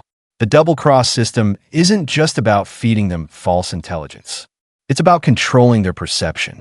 Every decision Berlin makes based on your reports helps us, indirectly, control their operations. That's the art and the danger. Karl swallows hard, feeling the weight of the truth pressing down on him. Outside, London hums quietly. Streetlights flicker over rain-slicked cobblestones. Somewhere across the channel, German officers will read the messages he just sent, oblivious to the fact that the man writing them now serves a very different master. Karl leans back in the chair, exhausted but resolute. He is no longer simply a captured agent. He is a double agent, a conduit of deception, and the single thread connecting two worlds that cannot know the other exists. He whispers to himself, a vow and a warning all at once. I will survive, and I will make them believe in me. The room remains quiet, save for the soft hum of the transmitter and the distant echoes of the city. Karl Meissner, once a loyal servant of Berlin, now carries the invisible weight of Britain's greatest deception. And in that quiet night, he understands fully that his life, and the lives of countless others, will now depend entirely on his ability to lie convincingly. Outside, the dawn is approaching. The war continues, unaware that one man, sitting in a small London safe house, has become its silent architect. November 2nd, 1940. London, safe house, 2:37 hours. The room is dim, lit only by a swinging lamp that casts long, wavering shadows on the walls. Outside, the soft patter of rain on the roof echoes like distant artillery fire. Karl Meissner sits hunched over his desk, the ink drying on his latest report to Berlin. The words feel heavier this time, more calculated, more deliberate. Captain Hale stands near the window, arms crossed, watching the city below. His face is unreadable, his eyes sharp as a hawk's. Karl, Hale begins softly. Hamburg will respond soon. And when they do, they'll test you. Carl doesn't look up. Test me? I've already proven myself with the last transmission. Hale shakes his head. That was routine. Now they'll probe. They'll try to catch inconsistencies, force you to reveal something, anything that proves loyalty. And they will do it without mercy. That is what the Abwehr does. That is what you must anticipate. Carl exhales slowly. And if I fail? Hale meets his gaze steadily. You won't. Not if you think ahead, if you follow instructions, and if you remember that your survival depends on your ability to manipulate the truth better than they can detect it. The words feel like both a warning and a lifeline. Carl nods, though unease churns in his stomach. Hours later, at 4:15, the radio crackles to life. The familiar metallic staccato of Morse signals fills the room, sharp and precise. Carl rises, hands steady despite the tension, and decodes the incoming message that IT is a series of seemingly mundane instructions, observations of factory output, transport schedules, and civilian activity. Yet interspersed are subtle questions designed to test his response. Confirm the presence of Agent Biscuit. Was the sabotage attempt in Northfield reported as expected? Ensure all details align with prior intelligence. Carl freezes. The references are specific, too specific. He knows immediately this is a trap, a carefully constructed probe to verify whether he remains loyal to Berlin or has been compromised. He turns to Hale. They know about Biscuit. They expect a confirmation. If I lie, will be detected? Hale nods. Yes, that is the test. And yes, if you answer honestly, it would expose you. You must craft a response that satisfies their expectations without revealing any truth that could endanger operations or compromise this facility. Carl exhales, a cold determination settling over him. He dips his pen and begins to write, each sentence a careful balance of deception and plausibility. Agent Biscuit reports activity, as expected. Sabotage attempts in Northfield proceeding per plan. No irregularities observed. Civilians remain compliant with blackout protocols. Every word is chosen with precision, every phrasing mirroring the style Berlin expects.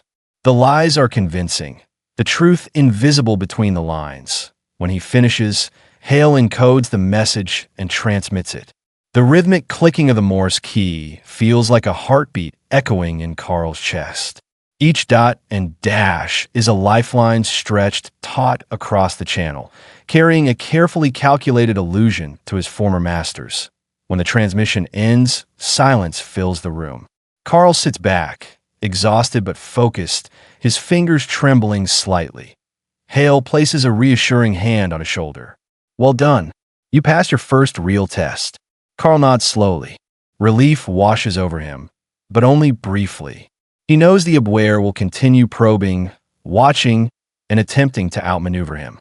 Each message, each interaction, is a gamble. One misstep, and the consequences would be immediate and irreversible.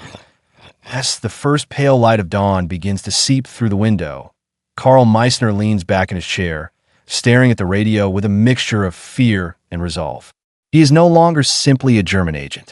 He is now a pivot between two worlds. A living deception whose every action shapes the war in ways Berlin cannot yet comprehend. And for the first time, he truly understands the cost of survival in a game where loyalty is a weapon and deception is the only path to life. November 10th, 1940. London, MI5 safe house, 1928 hours. The day has been long, filled with planning, review, and the endless ticking of clocks. Outside, the streets hum with muted activity. Blackout curtains obscure the windows, leaving the room in a warm, shadowed glow that feels almost unreal compared to the grim intensity of Latchmere House. Carl Meissner sits at the desk, ink-stained fingers hovering over a fresh sheet of paper. Tonight, unlike previous nights, he is not merely reporting. He is coordinating, playing the role of a field operative in a network he once believed loyal to Berlin. Captain Hale enters, carrying a bundle of recent intelligence files. He lays them carefully on the desk. These are reports from other agents we've turned, Hale explains. They've been active for months, feeding Berlin misinformation.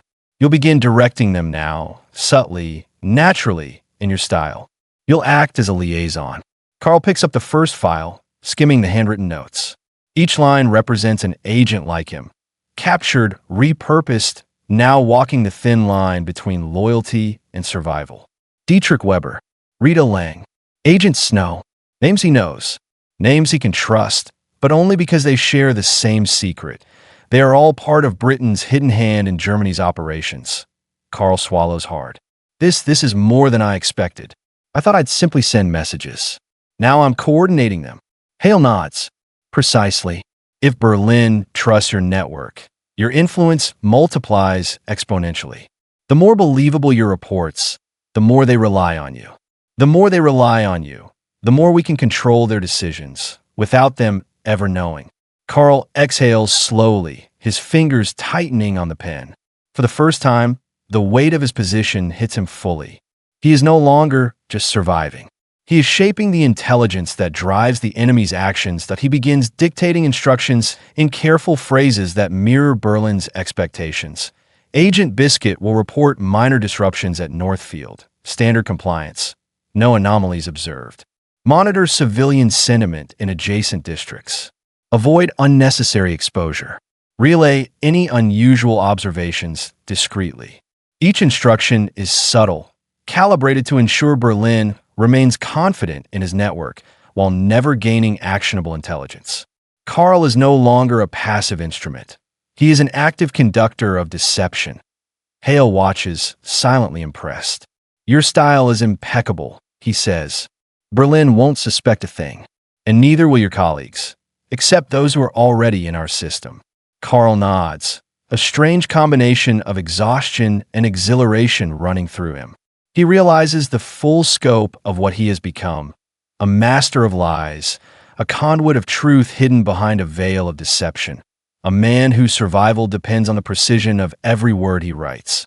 The safe house phone rings, sharp and insistent. Hale answers quickly, speaking in hushed tones. Moments later, he hangs up and turns to Carl. They're moving some of the other agents closer to operational zones. You'll be coordinating remotely until they reach secure locations. Your reports will guide them, shape their observations, and ensure Berlin remains confident in your network. Carl nods, leaning back in his chair. He looks out at the city, streets dark and silent under blackout conditions, and imagines the network of agents moving unseen across England, each one unaware that their every action is being subtly steered by a man they believe serves Germany. For the first time since his capture, Carl feels a measure of control. Not absolute control, of course. The Abwehr is still dangerous, still unpredictable, but a controlled influence, a hand guiding the flow of intelligence without ever revealing the hand behind it. He whispers to himself, almost as a vow, I am not a prisoner. I'm a signal they cannot see, and I will survive because of it. Hale observes him silently, sensing that Carl has crossed a threshold. He is no longer a frightened operative reacting to circumstance. He has become something else entirely, a double agent, a silent architect of deception, and a man whose decisions will ripple through the enemy's intelligence network. Outside, London sleeps under the shadow of war, unaware that a single agent in a safe house is quietly controlling the flow of misinformation that could turn the tide of conflict. Carl picks up his pen again, the ink flowing steady now, and begins writing to his invisible masters. Berlin expects reports, and he will give them. Every word carefully measured, every phrase perfectly believable, every truth wrapped inside lies. For Carl Meissner, the war has changed. The battlefield is no longer just streets and skies. It is information, deception, and the fragile threads that connect loyalty to survival. And he knows, deep in his chest, that the game has only just begun.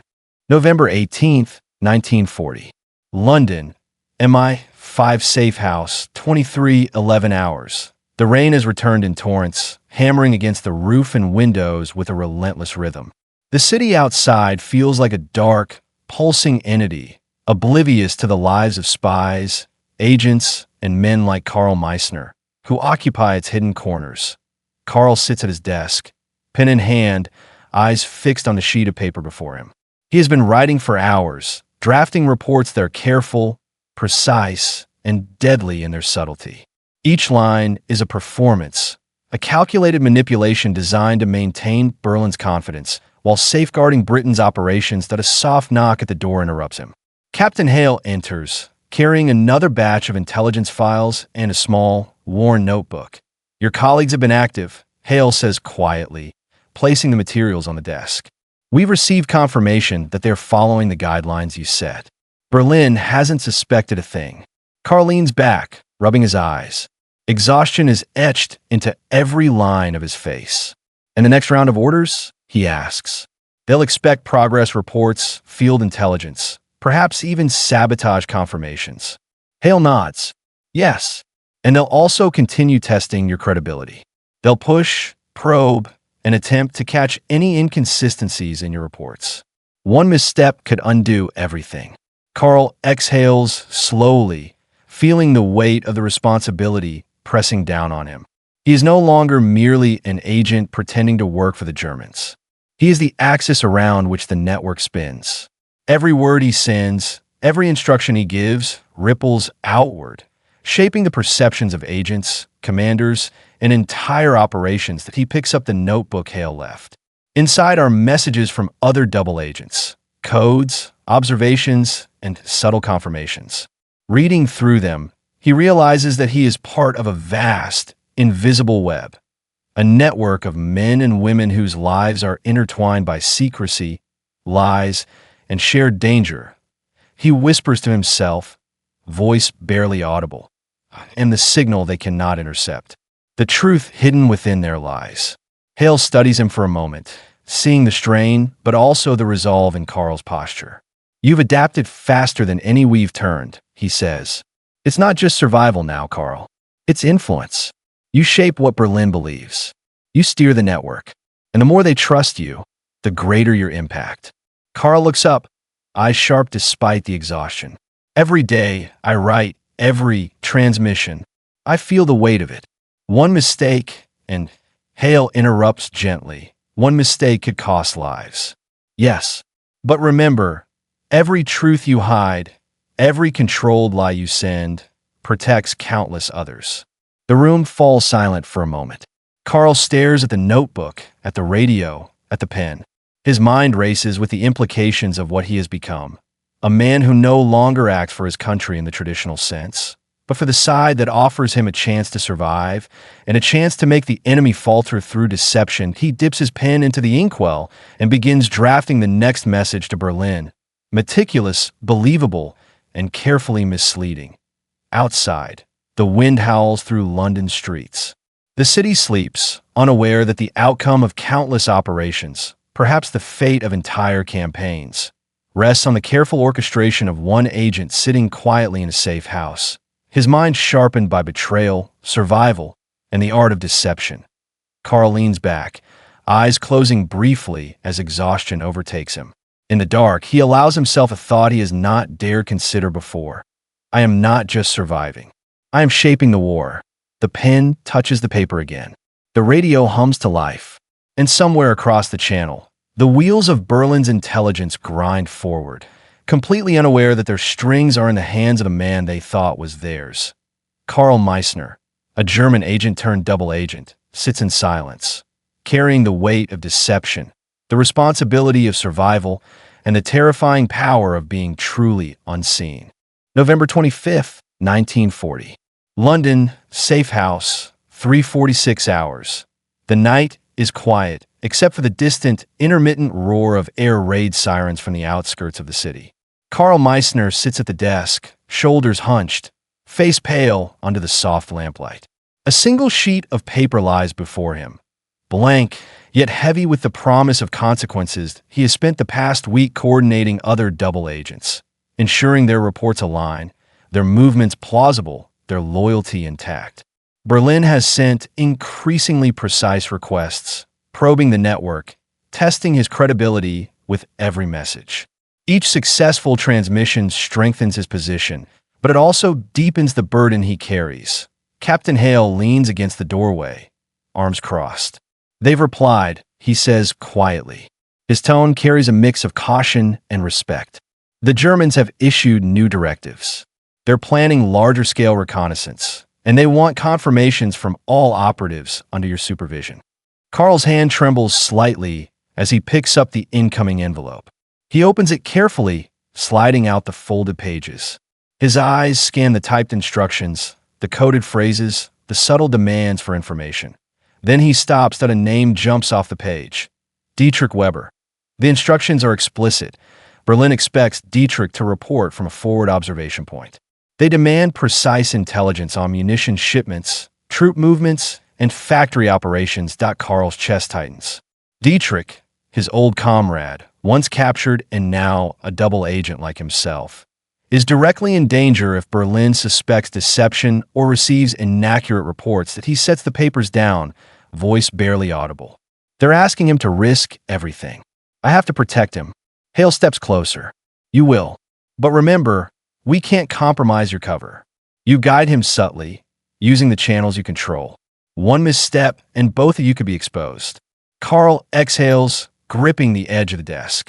He thinks of Dietrich's smile in the photographs Robertson had shown him, the easy camaraderie they once shared in training.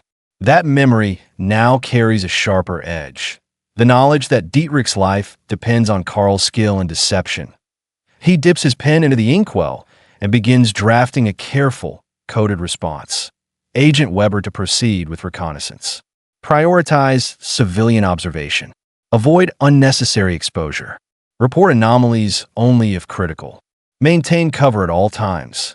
Every word is chosen with precision. Every phrase is crafted to satisfy Berlin's expectations while safeguarding Dietrich.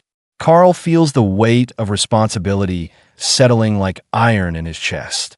Hale watches silently as Karl finishes, encodes the message, and hands it to the sergeant for transmission. The rhythmic tapping of the Morse key fills the room, a pulse echoing across the channel. Each dot and dash carries not just information, but the life of a man Karl once called friend. When the last signal fades into silence, Karl leans back in the chair, exhausted. His mind races with calculations, contingencies, and strategies. One wrong move could unravel everything. One incorrect word could cost lives. Hale places a hand on Karl's shoulder. You've done well. You keep them alive, Karl. You protect the network. That's the difference between survival and disaster. Karl closes his eyes briefly, allowing himself a rare moment of acknowledgement. Then he opens them, staring at the radio, the papers, the shadows that stretch across the walls. In that moment, he realizes the full magnitude of his position. He is no longer a simple agent, nor even a double agent. He is a pivot, a linchpin in a complex web of deception that spans the English Channel, controlling information, guiding lives, and shaping the enemy's decisions. And he knows, with a clarity that chills him, that his survival, and the survival of those he now protects, depends entirely on his skill, his precision, and his unwavering ability to deceive. Karl whispers to himself, every message, every decision, they depend on me, and I will not fail. The radio hums softly, the city sleeps, and the war continues beyond these walls, oblivious to the quiet, relentless influence of one man sitting alone in a London safe house. Karl Meissner, the German agent who became Britain's invisible weapon. December 3rd, 1940. London, safe house, 1:52 hours. The night is unnaturally still. Even the usual hum of the city seems muted, as if London itself is holding its breath. Karl Meissner sits at his desk, eyes scanning the latest transmission from Berlin. His hands are steady, but his heart beats unevenly beneath his chest. The message is subtle, yet unmistakable. Berlin has grown suspicious. They are probing deeper than before, questioning inconsistencies, testing loyalties with carefully constructed traps. Karl leans back in the chair, exhaling slowly. He understands the implications instantly. One poorly crafted report, one misstep in phrasing, and his carefully maintained web could unravel. And not just his. The lives of Dietrich, Rita Lang, and the other agents, now guided by him, could be at immediate risk that a sudden knock at the door shatters the tense silence. Carl freezes.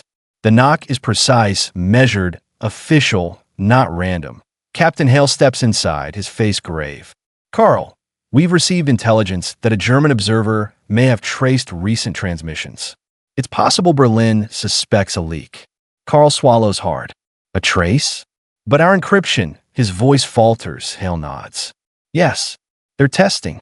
Expect direct inquiries. Berlin may attempt to force confirmations through other channels. They're looking for inconsistencies." Carl runs his fingers through his hair, mind racing. The thought of exposure tightens around his chest like a vice. Every report, every coded message, every carefully placed lie suddenly feels fragile, vulnerable to collapse. Hale continues, "We've implemented safeguards. All agents under your coordination will maintain strict cover. Any direct inquiry from Berlin will be routed through controlled channels. You must remain calm, precise, and believable." Carl nods slowly. His fingers move to the pen. For the first time, he feels the acute, chilling awareness that every dot and dash, every carefully measured sentence, could mean life or death. Not just for him, but for dozens of others. He begins drafting a new report. Precise, controlled, and deliberately mundane. Civilian morale, transport schedules, factory outputs, all phrased to avoid raising suspicion, yet coded with subtle cues only MI5 and the other double agents will understand. Hours pass. The storm outside grows louder, rain hammering the windows like artillery fire. Carl's hand does not waver, but his mind is tense, alert, scanning for potential errors, for any phrase that could betray him. Finally, he hands the message to the sergeant, who encodes it and sends it over the airwaves. The rhythmic tapping of the Morse key echoes in the silent room, a lifeline thrown across the channel. When the transmission ends, Hale steps back. "You did well," he says quietly. "That was a close one. Berlin suspected, but they will believe the report. For now." Carl leans back, exhausted, but his mind does not rest. He knows this is only the beginning. Berlin will continue to probe, to test, to pressure. Every message will become a gamble, every report a potential trap. Yet, in the quiet aftermath, he feels a spark of grim determination. He is no longer simply surviving. He is controlling the flow of deception, guiding lives, and manipulating a network that could determine the outcome of the war. And in the dark safe house, with rain hammering the roof and the city sleeping unaware, Carl Meissner understands the truth that will define his role for the months and years to come. Survival is no longer enough. To survive, he must outthink, outmaneuver, and outlast them all. The pen moves again, and the ink flows. Another message is prepared, another deception constructed, and another day in the invisible war begins. December 12th, 1940. London, safe house, 21:34 hours. The safe house is quiet, shadows stretching across walls lined with maps, coded messages, and ink-stained papers. Outside, the wind rattles the old sash windows, carrying with it the distant sounds of the city bracing for another night under blackout conditions. Carl Meissner sits at his desk, surrounded by piles of correspondence from Berlin. Each one carries expectations, commands, and subtle tests. He has now assumed full responsibility for a network of double agents across England, men and women whose lives he guides, whose movements he choreographs, and whose trust in him is absolute. Captain Hale stands nearby, watching silently. "Berlin is increasing pressure," he says. "They want more details on factory operations, troop movements, and civilian behavior. They are pushing their network hard. One inconsistency, and they could begin purging agents they suspect." Carl leans back, closing his eyes briefly. He feels the full weight of his position. Each report he sends, each instruction he dictates, must be meticulously crafted. A single misstep could unravel months of careful deception, costing lives and potentially altering the course of operations in Britain. He opens his eyes and begins drafting a new transmission, subtle, layered, and believable. He instructs his network on where to observe, what to report, and how to present it, without revealing a single truth that could compromise their safety. Every word is designed to reassure Berlin while maintaining the integrity of the operation. Hours pass, punctuated only by the quiet scratch of pen on paper and the distant rumble of rain on the roof. When a message is complete, Carl hands it to the sergeant for encoding and transmission. The rhythmic tapping of the Morse key fills the room, each signal a heartbeat echoing across the channel. Hale watches him carefully. "You're not just surviving anymore," he says quietly. "You're shaping what Berlin believes. Every move they make is influenced by you, without them knowing. That is power and danger." Carl nods, absorbing the weight of the truth. He is no longer a mere agent caught in enemy hands. He is a pivot, a linchpin, a man whose intellect, deception, and precision dictate the flow of enemy intelligence. He pauses, looking at a photograph on the wall. Dietrich Weber, smiling in a moment of levity during training. Carl knows that Dietrich, like all the others, relies on him completely. His survival, their survival, and the success of Britain's counterintelligence operations are now intertwined. But a knock at the door interrupts his thoughts. Captain Hale enters with new intelligence. A report suggesting that Berlin is sending a new wave of agents into England, unaware that the double-cross system has already turned their predecessors. Carl feels a cold thrill of calculation. More agents mean more risk, but also more opportunity. His network can now expand, feeding Berlin misinformation on a broader scale, shaping operations in multiple theaters, and increasing the leverage of MI5's control over enemy intelligence. That he leans forward, pen in hand, and begins instructing the next set of agents. Careful, deliberate, and unerringly precise. Each line he writes is a thread in a web so vast that Berlin cannot perceive the strings, a network so intricate that only he and MI5 understand its full scope.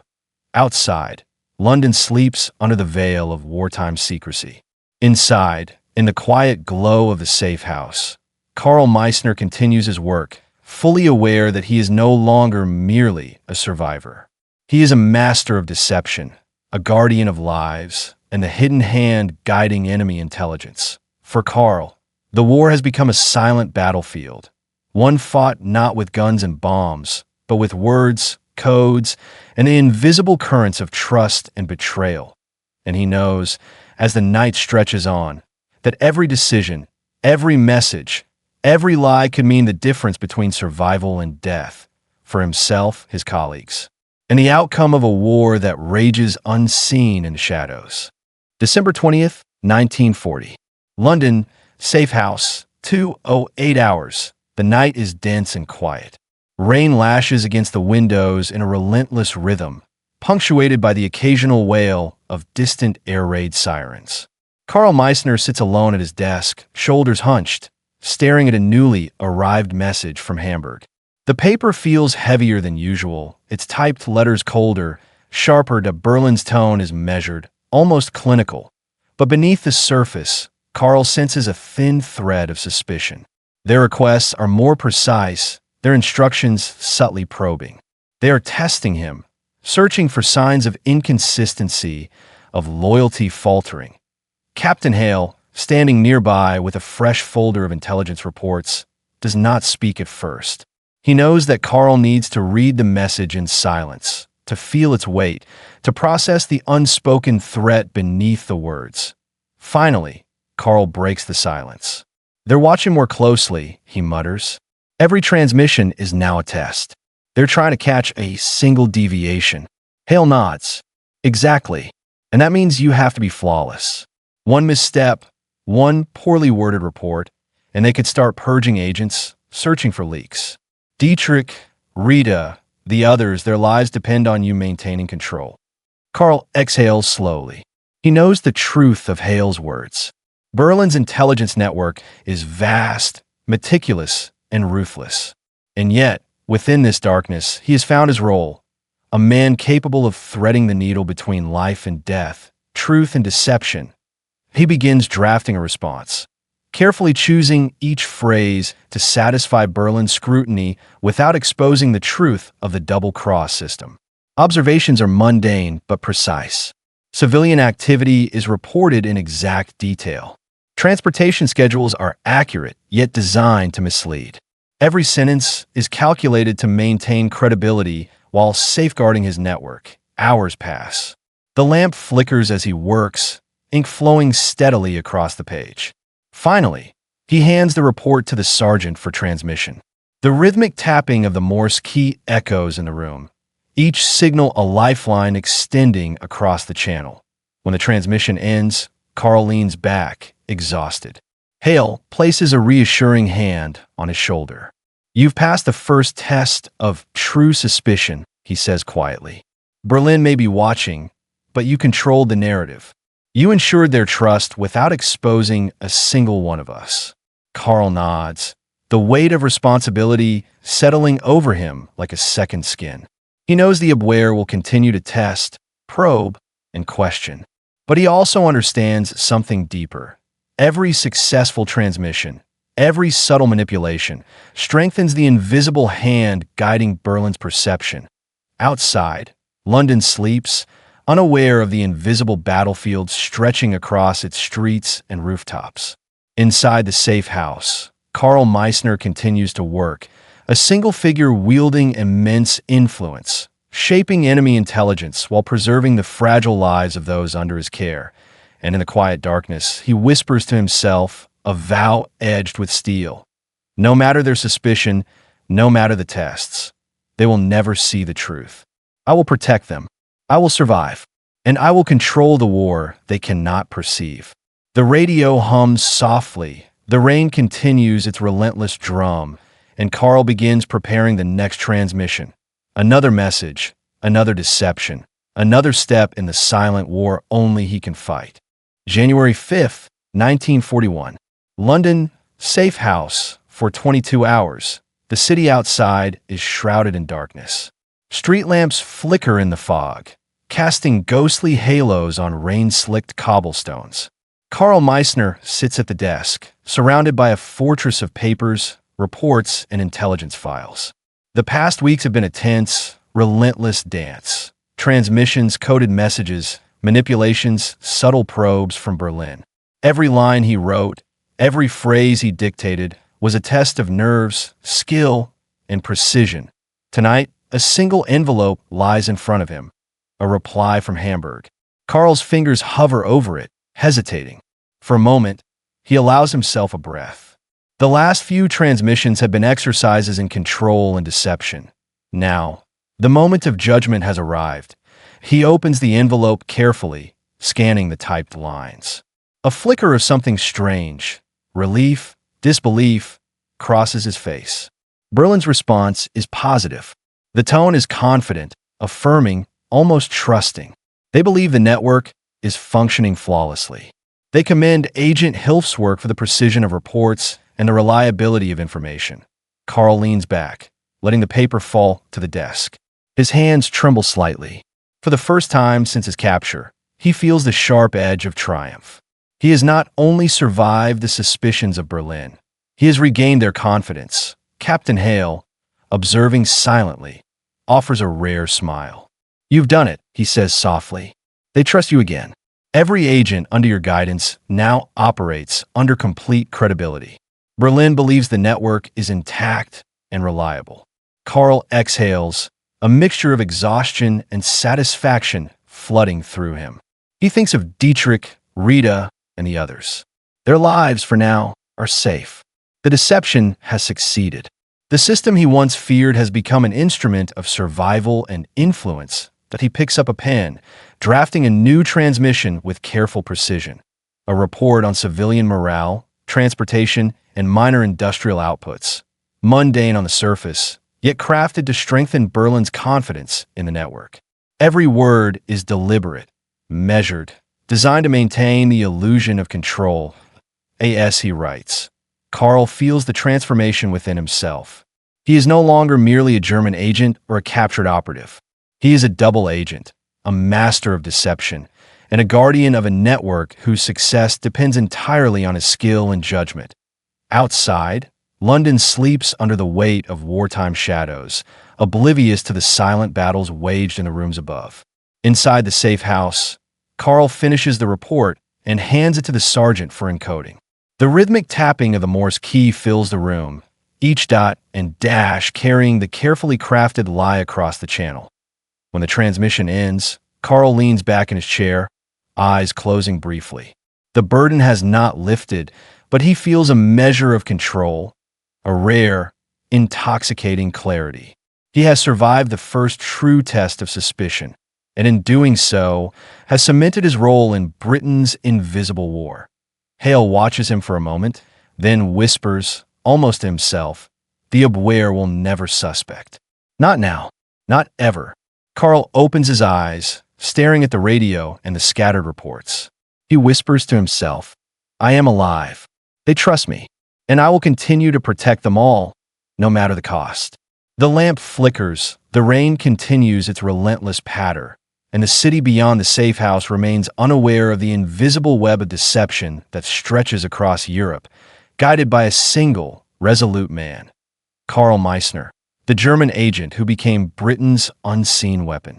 January 12, 1941, London, MI5 headquarters, 10:17 hours. Karl Meissner enters the briefing room, the chill of the winter morning creeping through the stone corridors. The room is filled with the low murmur of officers and analysts poring over intelligence reports. Maps of Europe, dotted with pins and strings, dominate the walls, a visual representation of the war that is both immense and terrifying. Colonel Robertson stands at the head of the room, arms crossed. He gestures for Carl to sit beside Captain Hale. "Carl," he begins, voice steady but sharp, "it's time you see the full extent of what we've uncovered. What you've been protecting and manipulating is only a fraction of the truth." Carl's stomach tightens. He has long suspected the Abwehr is compromised, but seeing the evidence laid bare in front of him makes the reality almost unbearable. Photographs, intercepted cables, coded messages, all traced back to agents in England who had been under Berlin's orders for months, unaware they were feeding information straight into MI5's hands. Hale leans closer. "Every agent you've coordinated, every report you've crafted, has fed into a system that the Germans believe is theirs. They have been blind to it for years.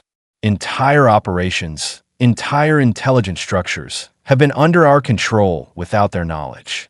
You've been part of that, Carl." Carl swallows hard, mind racing. He realizes the magnitude.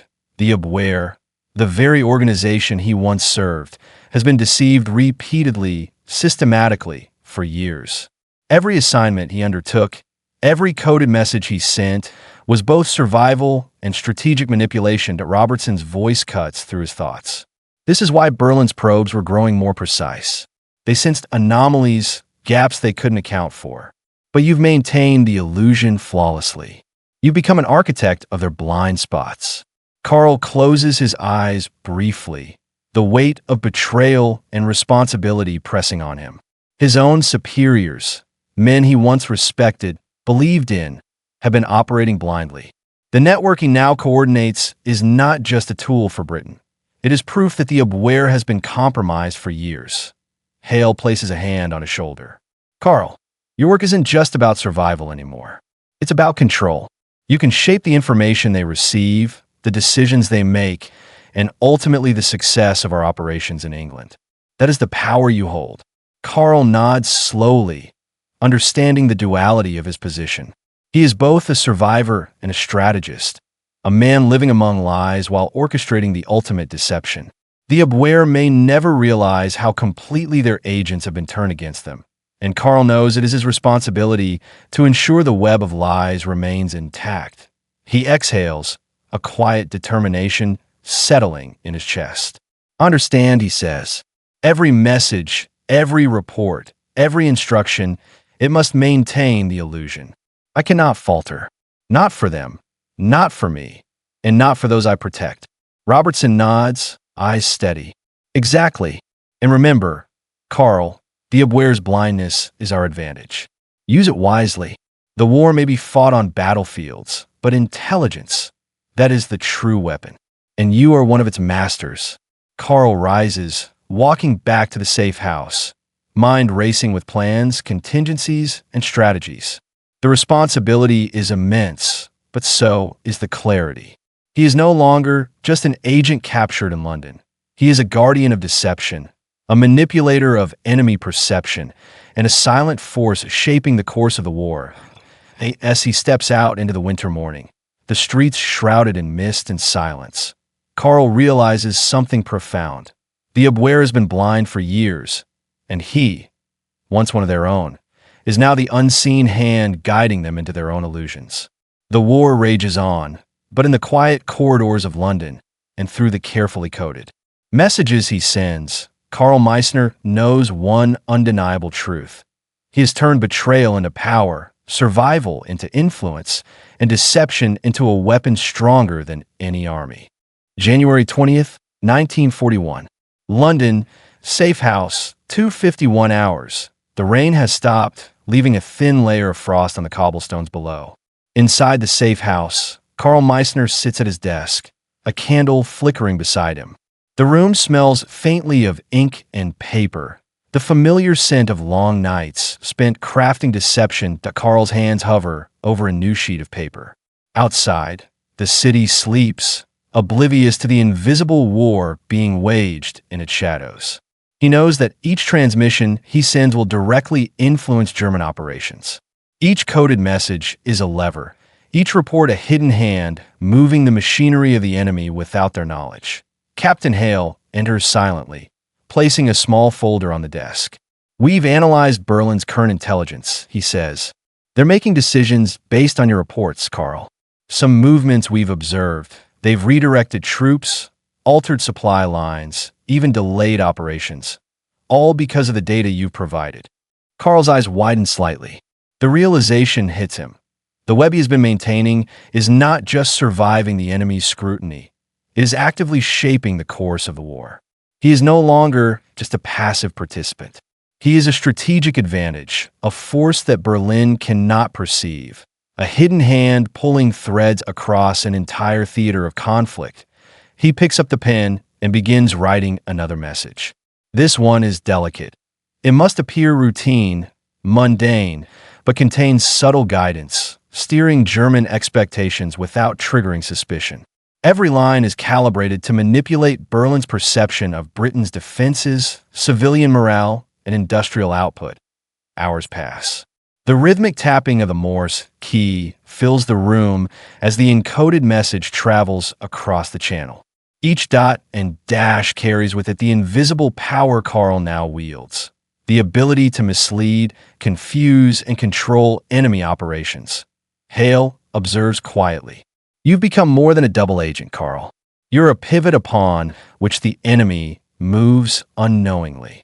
Every message strengthens our position. Every lie secures an advantage."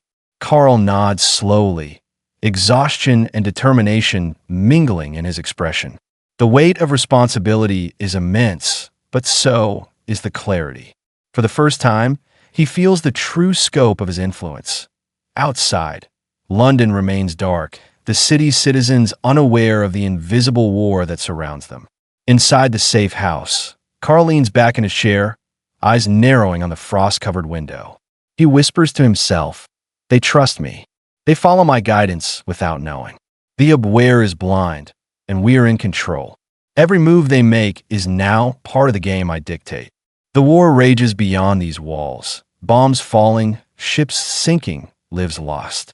But in this quiet corner, Carl Meissner, once a captured agent, now stands as a master of deception, a silent guardian of a network whose influence reaches far beyond the streets of London.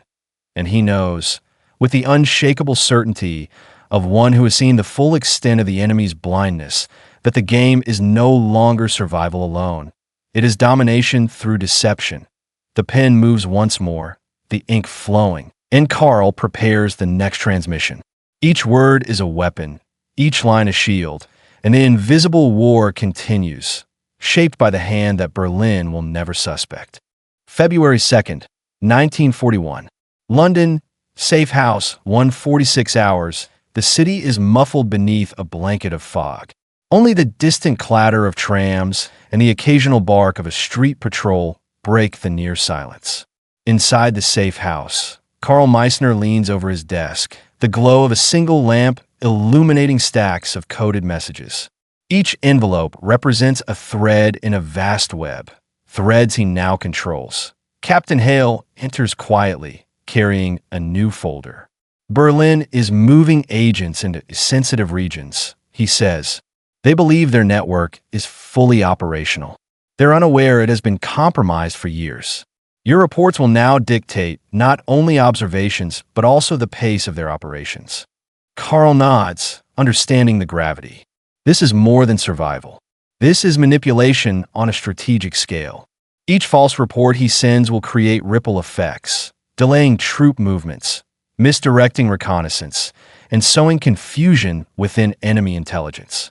He is now an architect of misinformation, a silent hand steering the course of war from a single London safe house. He carefully drafts the transmission. Observations are mundane, but carefully tailored to mislead. Factory outputs are slightly inflated. Troop movements are understated. Civilian compliance is exaggerated. Every phrase is designed to reinforce Berlin's confidence while guiding them toward miscalculations. Hours later, the message is transmitted over Morse code. The tapping of the key fills the room, a sound Karl has come to associate with both survival and power. Outside, the fog presses against the windows like a living thing, unaware that one man's control over information has already begun to shape battles thousands of miles away. Hale watches silently. "You become more than a double agent," he whispers. "You are now a fulcrum. Every decision Berlin makes, every strategy they enact, they are acting on the information you provide. Their blindness is our advantage." Karl exhales slowly. The weight of responsibility presses down, but he also feels clarity. The Abwehr, for all its sophistication, has been blind for years. And now, through him, that blindness can be exploited to the fullest that he glances at a photograph pinned to the wall. Dietrich Weber, smiling in a rare moment of levity during training. Karl knows Dietrich's life, and the lives of countless others, depend on the continued perfection of his deception. The stakes have never been higher, he whispers to himself. A vow sharper than any blade? I will protect them. I will control the war they cannot see. Berlin will never suspect, and we will shape every move they make. The radio hums. The Morse key clicks again, and London sleeps under the veil of wartime secrecy. Karl Meissner, once a captured German agent, now sits at the epicenter of a network whose influence reaches far beyond the city's foggy streets. The war continues, but he is no longer a pawn.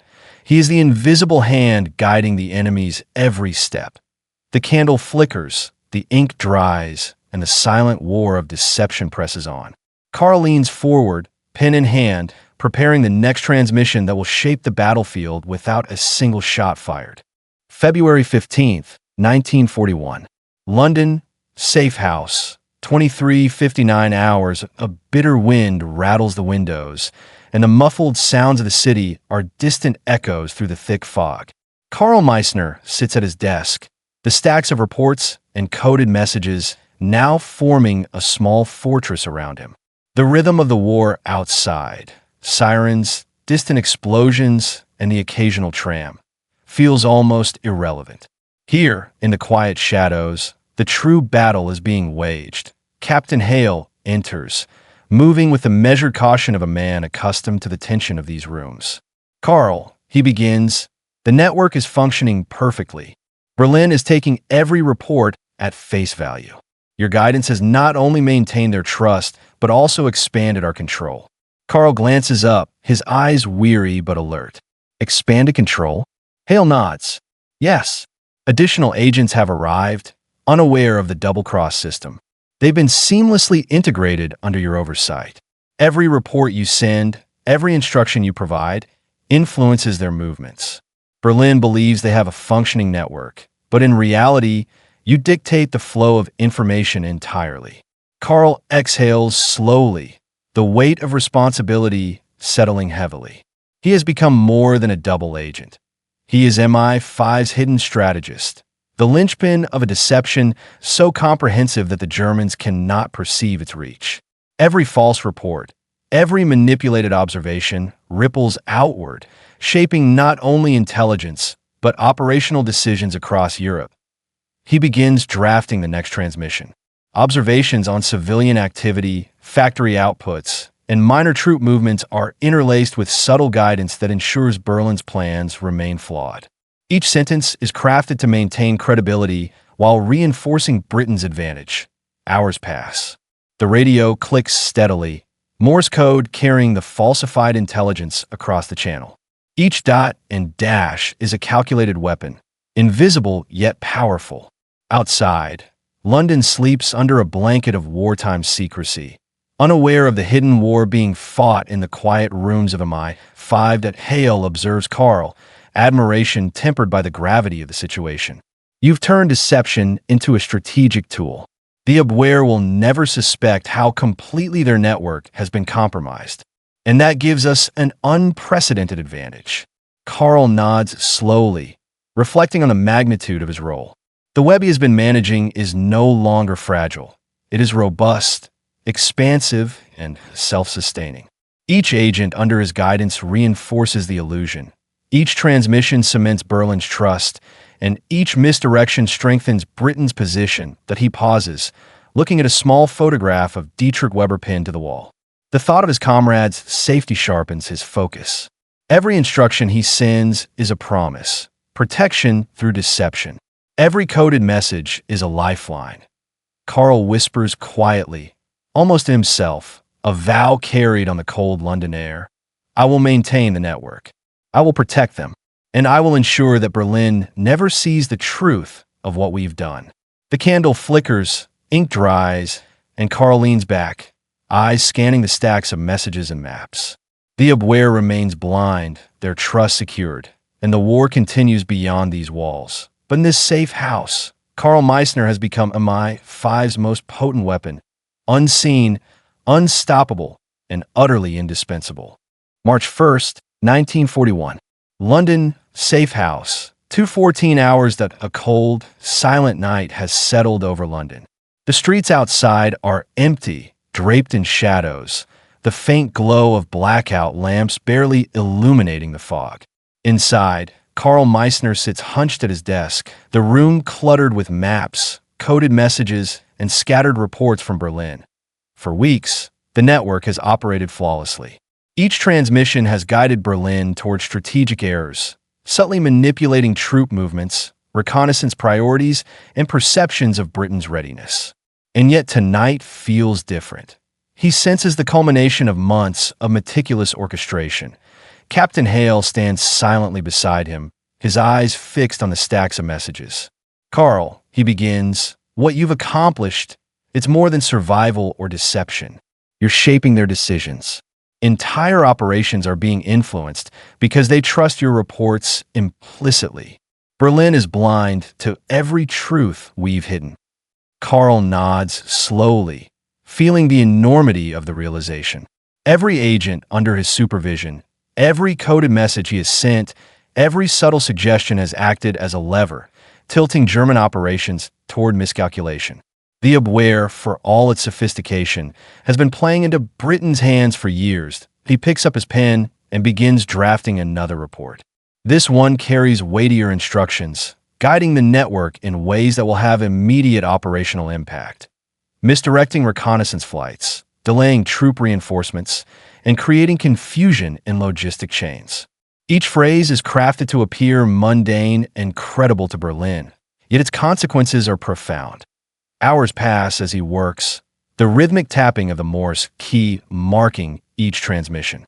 Outside, the city sleeps, unaware that one man in a safe house is controlling enemy decisions across multiple theaters of war. Each dot and dash carries the invisible power of manipulation, shaping the battlefield without a single shot fired. Hale watches quietly. Karl, he says, his voice low, you've taken deception to its ultimate level. The Abwehr's trust in their network ensures they act on misinformation. Their every move now aligns with our design. That is power few ever wield in war. Karl leans back in his chair, exhaustion and resolve etched into his face. He glances at a small photograph pinned above the desk. Dietrich Weber smiling, unaware of the invisible strings guiding him. Every life in the network is tied to his decisions.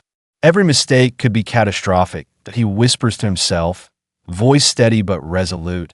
I am no longer just surviving. I am shaping the war, controlling the enemy, and protecting those who trust me. Berlin will never see the truth, and I will never falter. The candle flickers, ink dries, and the safe house settles into a tense silence.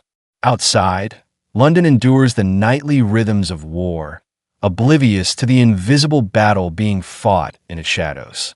Inside, Karl Meissner continues to write, each word a calculated instrument, each message a weapon of influence, and every action ensuring that the Abwehr remains blind to the ultimate reality. The war they think they're directing has already been turned against them. March 18th, 1941. London, safe house, 1:28 hours. The fog outside London presses against the windows, dense and suffocating. Inside, Karl Meissner sits at his desk, a fortress of maps, coded transmissions, and intelligence summaries surrounding him. The quiet is deceptive. Each tick of the clock resonates like a drumbeat of war, marking the passage of time in which every decision he makes carries immense consequences. Captain Hale leans against the doorway, voice low. Karl, the reports we've intercepted from Berlin indicate they're moving units based on your directives. Entire operations are unfolding according to the guidance you've provided. The Abwehr believes its intelligence network is flawless, but every action they take is being manipulated. Karl's gaze lingers on a map of England, pins marking locations of his agents. Each dot represents lives under his control, trust placed in his hands, and potential disaster if his guidance falters. The scope of his influence is staggering. Berlin's decisions are no longer their own. They are the product of his deception, carefully woven over months of meticulous coordination. He begins drafting a new set of instructions, subtle enough to appear routine, yet carefully designed to maintain the illusion of operational success while furthering British advantage. Observations are mundane. Civilian activity, factory outputs, and minor troop movements are reported accurately, but framed to mislead. The rhythmic tapping of the Morse key fills the room, each dot and dash carrying invisible consequences across the channel. Karl feels the weight of his role. He is no longer simply relaying information. He is directing the flow of enemy decisions, shaping movements, and orchestrating outcomes without the Abwehr ever realizing. Hale watches, silent but attentive. Karl, he says finally, you've become the linchpin of this entire operation. The Abwehr has been blind for years, but now every decision they make is under your influence. That is unprecedented. The war may be fought with guns and bombs, but you're proving that control over information is the deadliest weapon of all. Karl exhales, eyes scanning the maps and reports. The responsibility is immense, but so is the clarity. Each life he guides, each error he prevents, each misdirection he enforces strengthens Britain's position. He has transformed from a captured agent into a master strategist, a guardian of lives, an invisible hand steering an entire intelligence network. He whispers to himself, resolute and unwavering. Every move they make, every decision they think is theirs, is shaped by me. The Abwehr will remain blind, and I will ensure the network endures, protecting those who trust me and guiding the war toward the advantage of Britain. Outside, London remains shrouded in fog, the city unaware of the invisible war being waged within its walls. Inside the safe house, Karl Meissner continues his work, each transmission a weapon, each report a shield, and each carefully crafted deception a step toward controlling the course of the conflict without ever revealing the truth. In this quiet, shadowed corner of London, the war continues, unseen and unacknowledged. But Karl knows one undeniable fact. The Abwehr is blind, their network is compromised, and he, the man they once thought loyal, has become Britain's most potent and invisible weapon. March 28, 1941. London, safe house, 3:12 hours. The city is silent, wrapped in the stillness of pre-dawn fog. Karl Meissner sits alone at the desk, staring at the stack of incoming messages from Berlin. Each envelope carries orders, demands, and subtle probes. The ticking of the wall clock is the only sound besides the occasional whisper of wind against the window pane. For months, Karl has navigated this delicate world, a web of lies and half-truths, a labyrinth in which every step must be calculated. He has become the central node of a network of double agents, a linchpin whose guidance dictates the actions of men and women who trust him completely. Yet with every transmission, he feels the burden of knowledge pressing down. Captain Hale enters silently, carrying a new set of intelligence files. "Karl," he says, voice low, "every agent you've guided, every transmission you've sent, is shaping the enemy's operations. The Abwehr is blind to it, but you know the full extent. Do you realize the power you hold?" Karl nods slowly, his gaze lingering on the maps and coded messages. "I do," he replies. "But power comes with responsibility. Every misstep could cost lives. Every poorly crafted phrase could unravel months of work. I am not just guiding Berlin's perception. I am shaping the fate of those under my watch."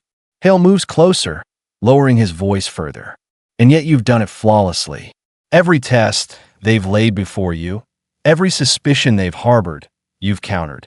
You've become their blind spot, the invisible hand controlling their decisions." Karl's fingers hover over the pen. He begins drafting a new transmission, careful to balance plausibility with manipulation. Observations are mundane, yet layered with subtle cues directing Berlin toward the conclusions MI5 desires. Each word is a shield and a weapon, protecting lives while shaping the enemy's perception of Britain. Hours pass in silence, interrupted only by the scratch of pen on paper and the rhythmic clicking of the Morse key. Outside, London sleeps unaware of the invisible battles being fought within its streets.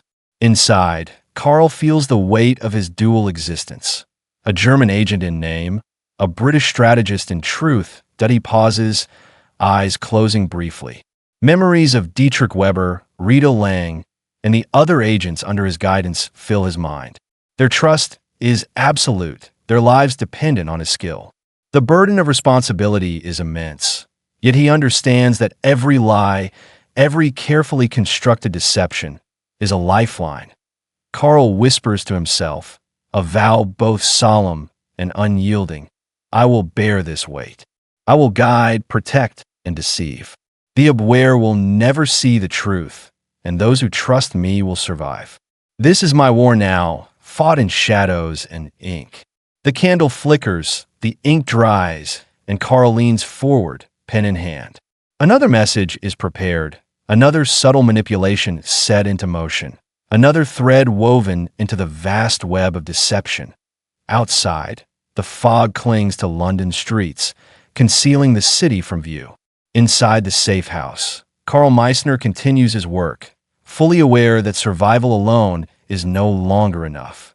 He must control, guide, and protect, for the lives of his comrades and the fate of Britain now rest in the careful balance of his unseen hand.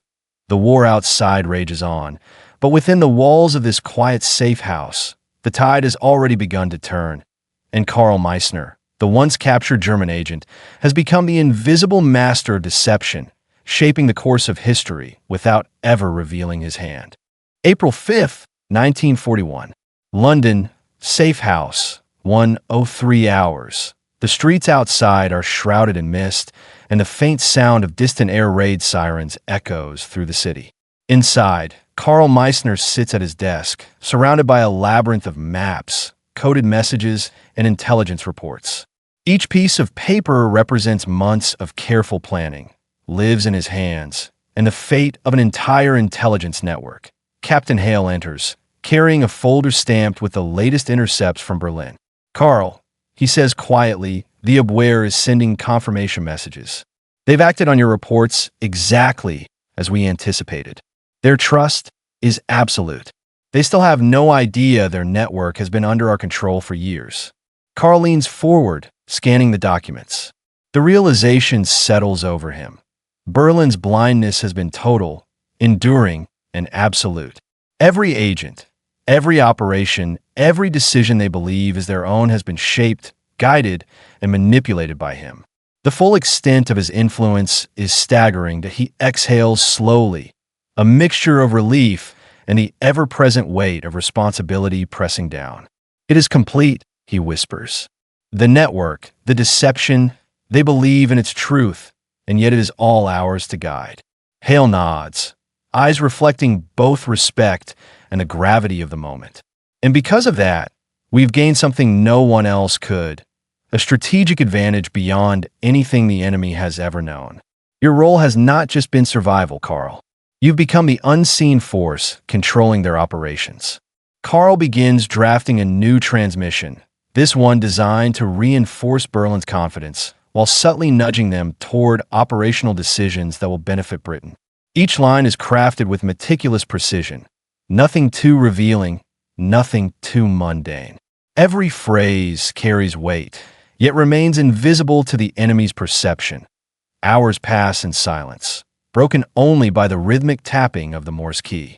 Each dot and dash carries the invisible influence of his hand across Europe. Outside, London remains unaware, the city's citizens believing the war is fought only in skies and on battlefields, oblivious to the quiet orchestration occurring in safe houses and offices across the city. Carl glances at the photograph of Dietrich Weber pinned above his desk. The young agent smiles, unaware of the invisible threads guiding him. Carl feels the familiar surge of responsibility. Every life, every action, every outcome depends on the careful orchestration of his decisions that he whispers, voice resolute. They trust the illusion. They act on it blindly. The Abwehr will never know the truth, and those who depend on me will be protected. This is the war we fight unseen, and I will not fail. The candle flickers, the ink dries, and Carl leans forward, pen in hand, preparing the next transmission. Each message is a silent weapon, each report a shield, and each deception a step further in controlling the outcome of a conflict that the enemy cannot even perceive. Outside, the fog drifts through London streets. Inside the safe house, Karl Meissner, the once captured German agent, sits at the epicenter of an invisible war, wielding a power Berlin will never suspect, shaping the course of history with every carefully written word. The war continues. But within the shadows of London, one man's hand guides the enemy blindly, turning betrayal into power, survival into influence, and deception into a weapon stronger than any army. April 18th, 1941. London, safe house, 2:37 hours. The city is muted beneath the dense fog, street lamps casting pale halos on rain-slicked cobblestones. Inside, Karl Meissner sits hunched over his desk, eyes scanning the latest transmissions from Berlin. The room smells of ink, paper, and the faint metallic tang of winter cold seeping through the old windows. Each envelope, each coded report, is a thread in the vast network of deception he now commands. Captain Hale leans in from the doorway, voice low. "Carl, the Abwehr has begun rerouting their reconnaissance based on your reports. Entire movements, supply lines, and minor operations are unfolding according to the intelligence you fed them. They remain completely blind to the manipulation." Carl allows himself a slow exhale, the faintest trace of a smile touching his lips. This is the culmination of months of careful orchestration, the apex of his influence. He is transformed from a captured agent into a master of deception, a force operating at the center of silent war.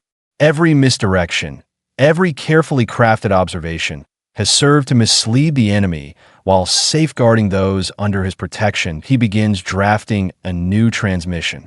Each word is deliberate, mundane enough to seem credible, but subtly designed to reinforce Berlin's trust while guiding their decisions.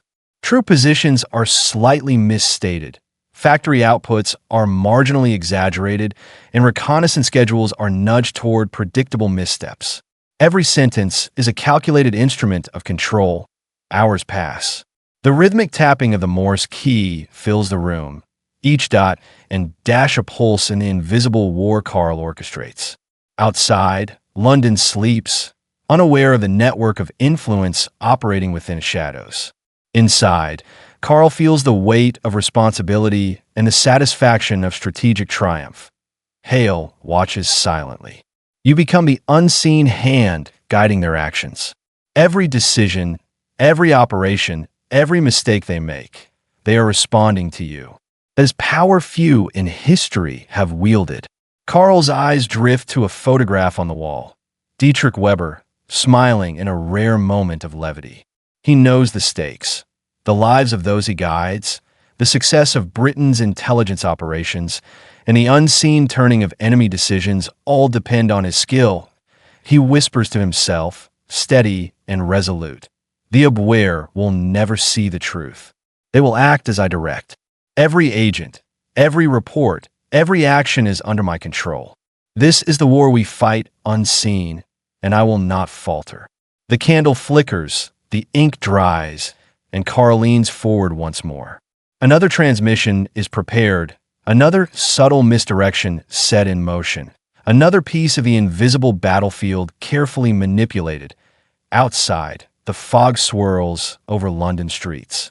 Inside the safe house, Karl Meissner, once a captured German agent, has become Britain's most potent weapon. Invisible, strategic, and utterly indispensable in the quiet shadows of the city. The war continues, but Carl knows one undeniable truth.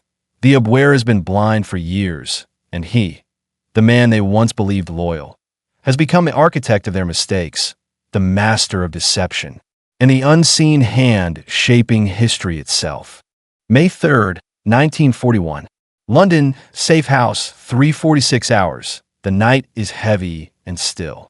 Fog rolls through London streets, swallowing the faint glimmers of blackout lamps. Inside, Karl Meissner sits alone at his desk, surrounded by an ocean of maps, coded reports, and stacks of transmissions. Each paper is a thread in a vast web of deception.